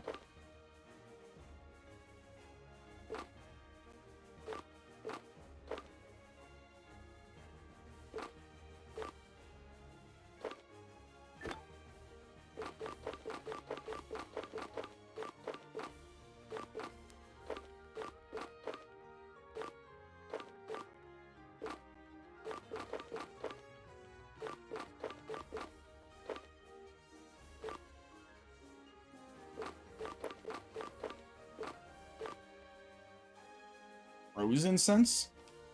Sure. No, wait, it doesn't have a grass-type move. What's the point of that? Soft Sand, that's better. If I'm gonna use Earthquake, I'm gonna use Earthquake.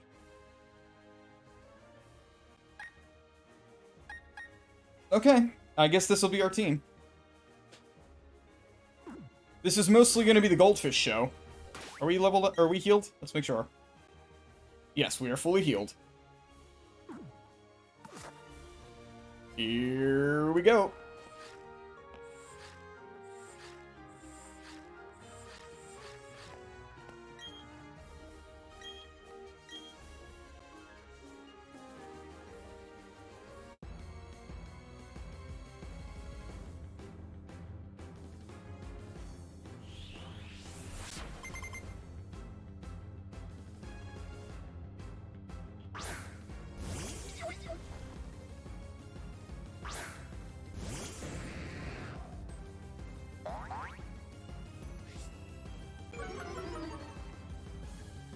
Okay.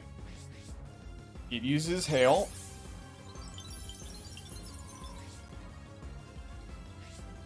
Immediate switch to Horse.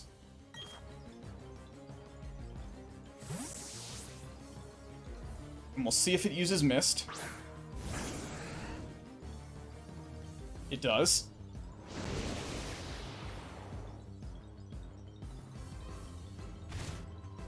I can stall until Mist ends, if I want.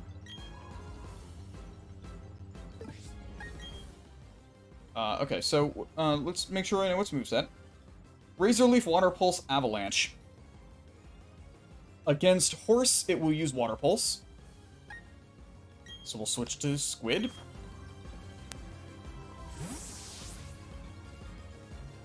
Just gonna burn turns against Mist. Avalanche is also fine.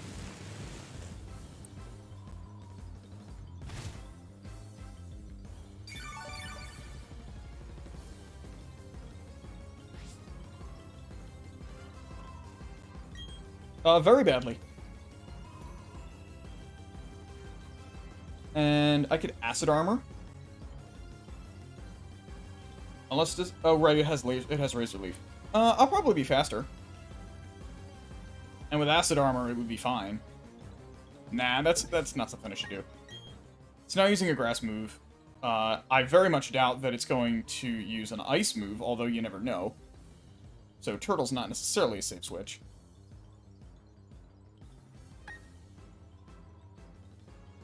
I just like to get one more Intimidate drop in before I start using Dragon Dances. So I want Mist to end before we switch in.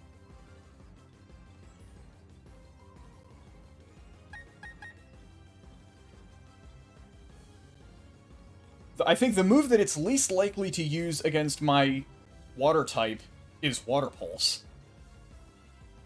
It's almost certainly going to use Razor Leaf. That's the smart thing to use. So Turtle should be an okay switch in here.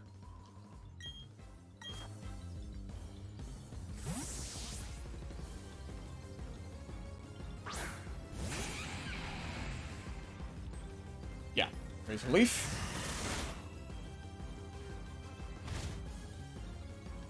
Sorry about that.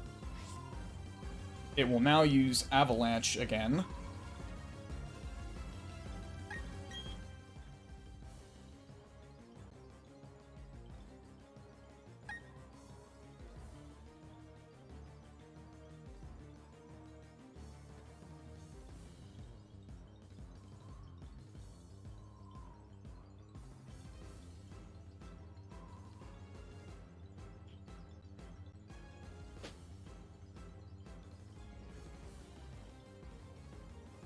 Once again, I think the move that it's least likely to use against me is Water Pulse.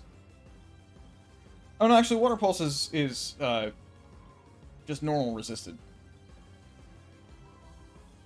Or, Water Pulse is just 1x damage, because I'm Grass Ground.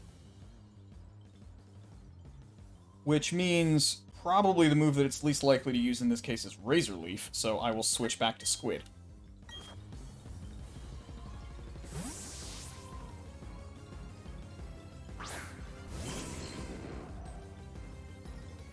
Good.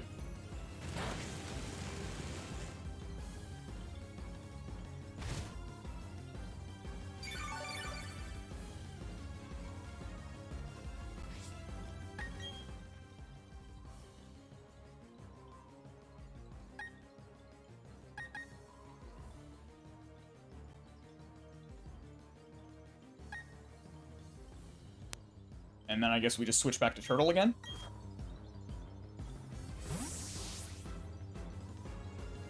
Kill time. Man, I use Avalanche.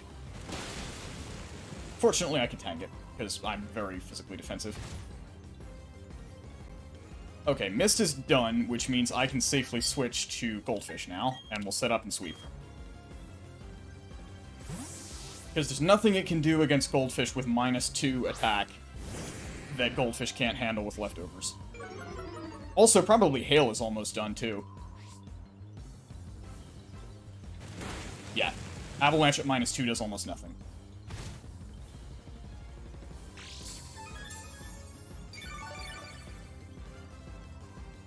Which means I can safely set up and sweep.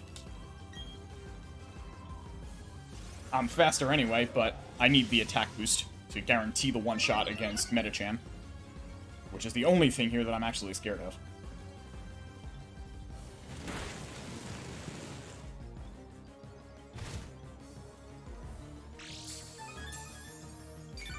Hang on a sec. Can Avalanche freeze? I need to make sure that that's not a problem.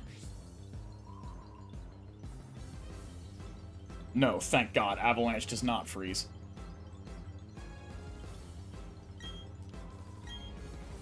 +2.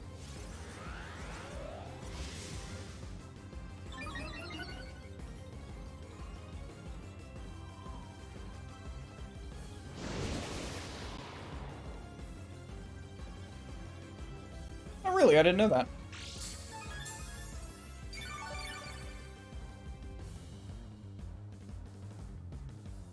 I'm usually willing to risk a 4% chance. Like, rolling a nat 1 doesn't happen too often. Alright, now at +3, and no more chip damage from Hail, which means that I'll be probably around net neutral on health unless it crits.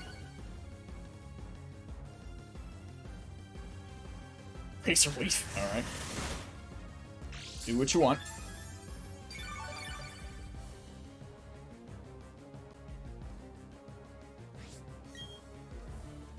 +4.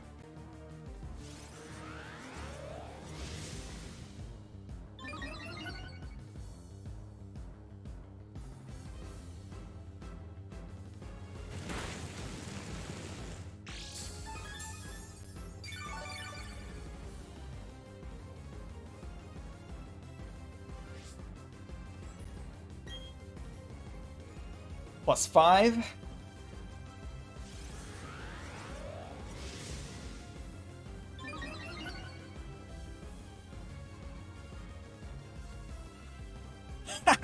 Friendship dodge.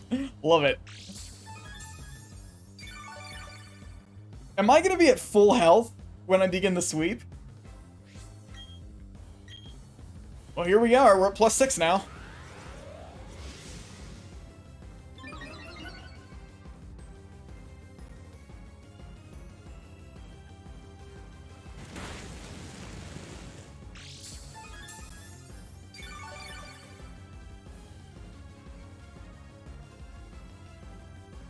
Mist ends again.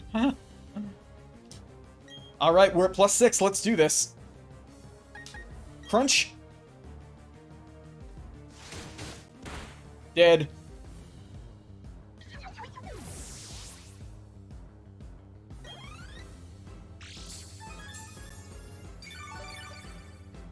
Full health.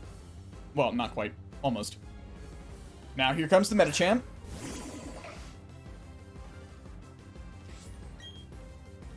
My best attack here is Waterfall.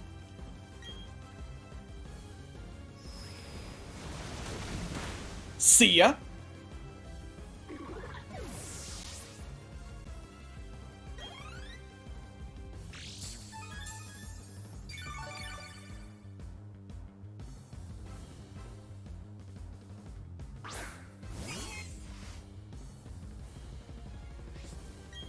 Here I use Waterfall again.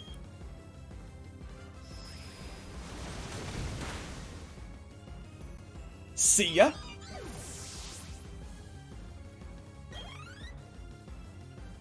And here comes Abomasnow.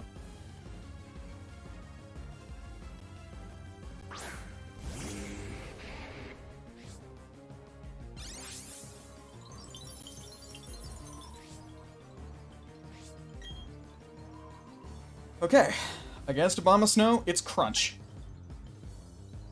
Right? Right.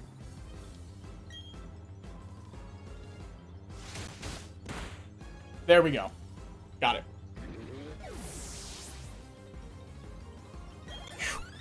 Okay.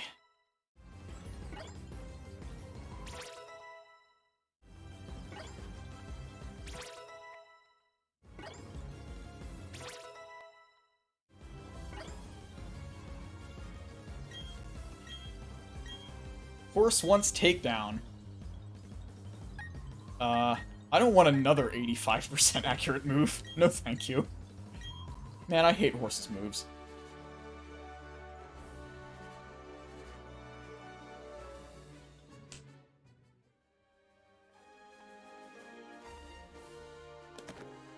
And there we are, 7 gym badges. 1 per KIA, hooray.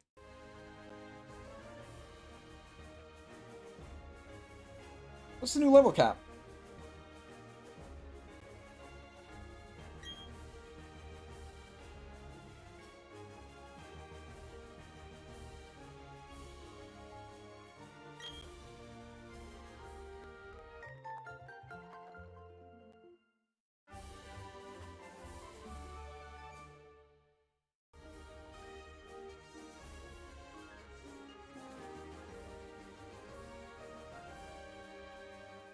$49.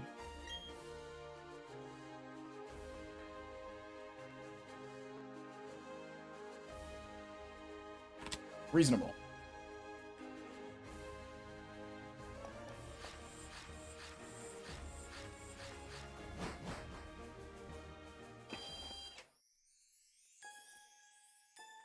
Yeah, lost 7.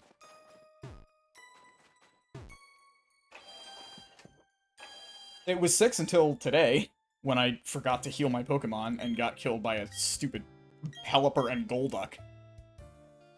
Ridiculous. That's alright, we lost the most disposable member of the team.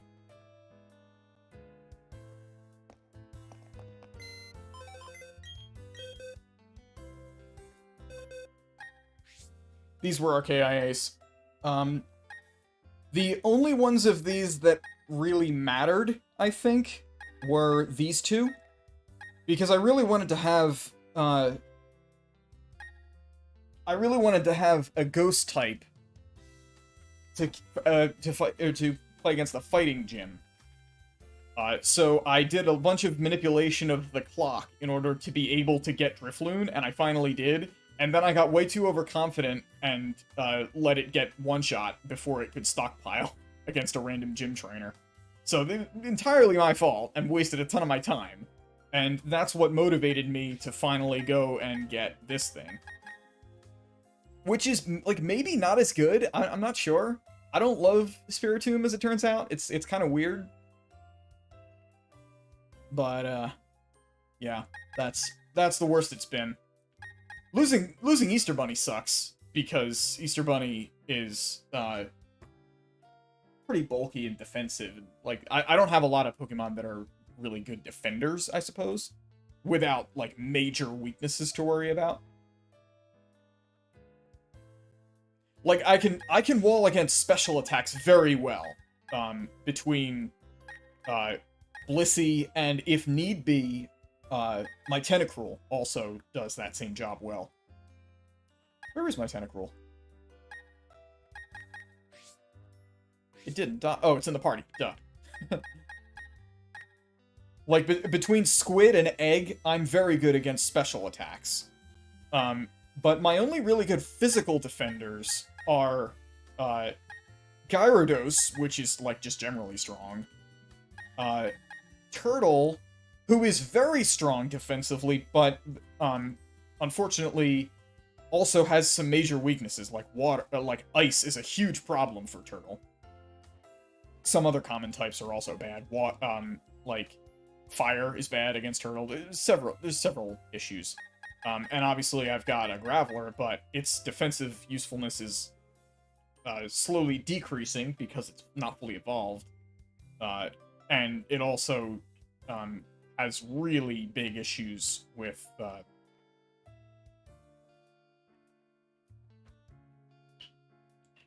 type effectiveness. Like, lots and lots of things can defeat Rock Ground easily.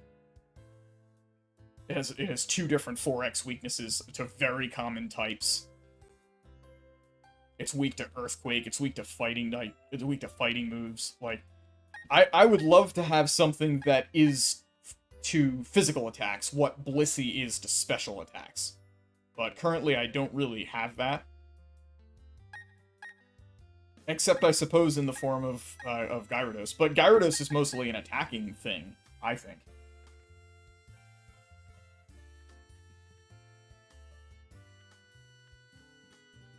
And yeah, that's the other problem. Like, the kinds of things that you would want to defend against with this thing, primarily can destroy it, because it's got awful special defense. Like, you would want Rock Ground to be a special defender. Like, I think that this typing, Water Poison, does a way better job defensively than Rock Ground does against the kind of things that would attack a Water Poison type. Like, Grass-type attacks tend to be special. Not all of them, but a lot of them are. Electric attacks are almost always special. It has a problem with ground-type attacks. Like, Earthquake is a bad day for a Tentacruel. But if you know that something has Earthquake, then you can deal with that. By, for example, a pivot to Goldfish, who is immune. Anyway, it's now 2 o'clock for me, so I am done for tonight, and also done for this week. This is going to be the last Pokemon stream of this week. And I'll be back with more of this probably sometime next week, and we'll be moving on to all of the stupid Team Not Rocket stuff and Spear Pillar, and eventually we'll be able to move on to the 8th gym. But till then, see you later. Sorry about your issues with the Elite Four Snake. Hopefully your next run works out a little bit better. Every time you do it, you get better at it. Like, this is by far the most successful Nuzlocke I've ever had. Like, I've done a way better job of managing what my Pokemon are capable of doing, what they're ending up fighting. I haven't made very many mistakes. I've made sure that I pick my encounters in such a way that I get solid Pokemon with good coverage. I'm limited to some degree by the luck of the draw, but I've been able to get a lot of different kinds of Pokemon that are all pretty good. And you can't always do that. Like, it's very lucky that I've been able to get this Gyarados as good as it is, although that's almost certainly a guaranteed encounter. If you can keep one of those alive, that'll solve a lot of your problems. But, like, making sure that I could get the Riolu is nice. Making sure that I could get this was really nice. I haven't been able to use them yet, but I will at some point, and that'll be great. This was free, also. Very useful to have a Blissey, even if it can't learn Toxic in this game. The fact is, like, a lot of your guaranteed encounters, like, a lot of the things that you will almost always get are really good. Like, if you can keep your Magikarp alive, it becomes a Gyarados, and Gyarados is, like, one of the best Pokemon. If you can keep your Zubat alive, it becomes Crobat, and that's one of the best Pokemon. A couple of these are gifts, or, like, you can pretty easily guarantee that you only get that in one area. You can almost always get a Tentacruel because there's so few water encounters in a lot of places. If I really wanted to, I could have a Pelipper pretty easily, and Pelipper is very useful. I mean, some of these aren't so great, but, like, for the most part, I've had access to very good Pokemon, and usually that's true. If you know where to look, how to manage your encounters, and, like, what you're looking for, you can get stuff that's actually good. Anyway, that's my 2 cents for the day. I'll see you next time. Bye now.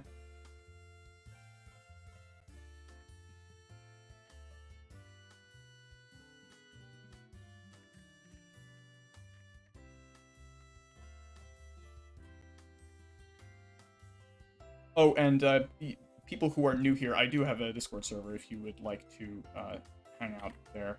You are not by any means required to, but if you want. Alright, see you around.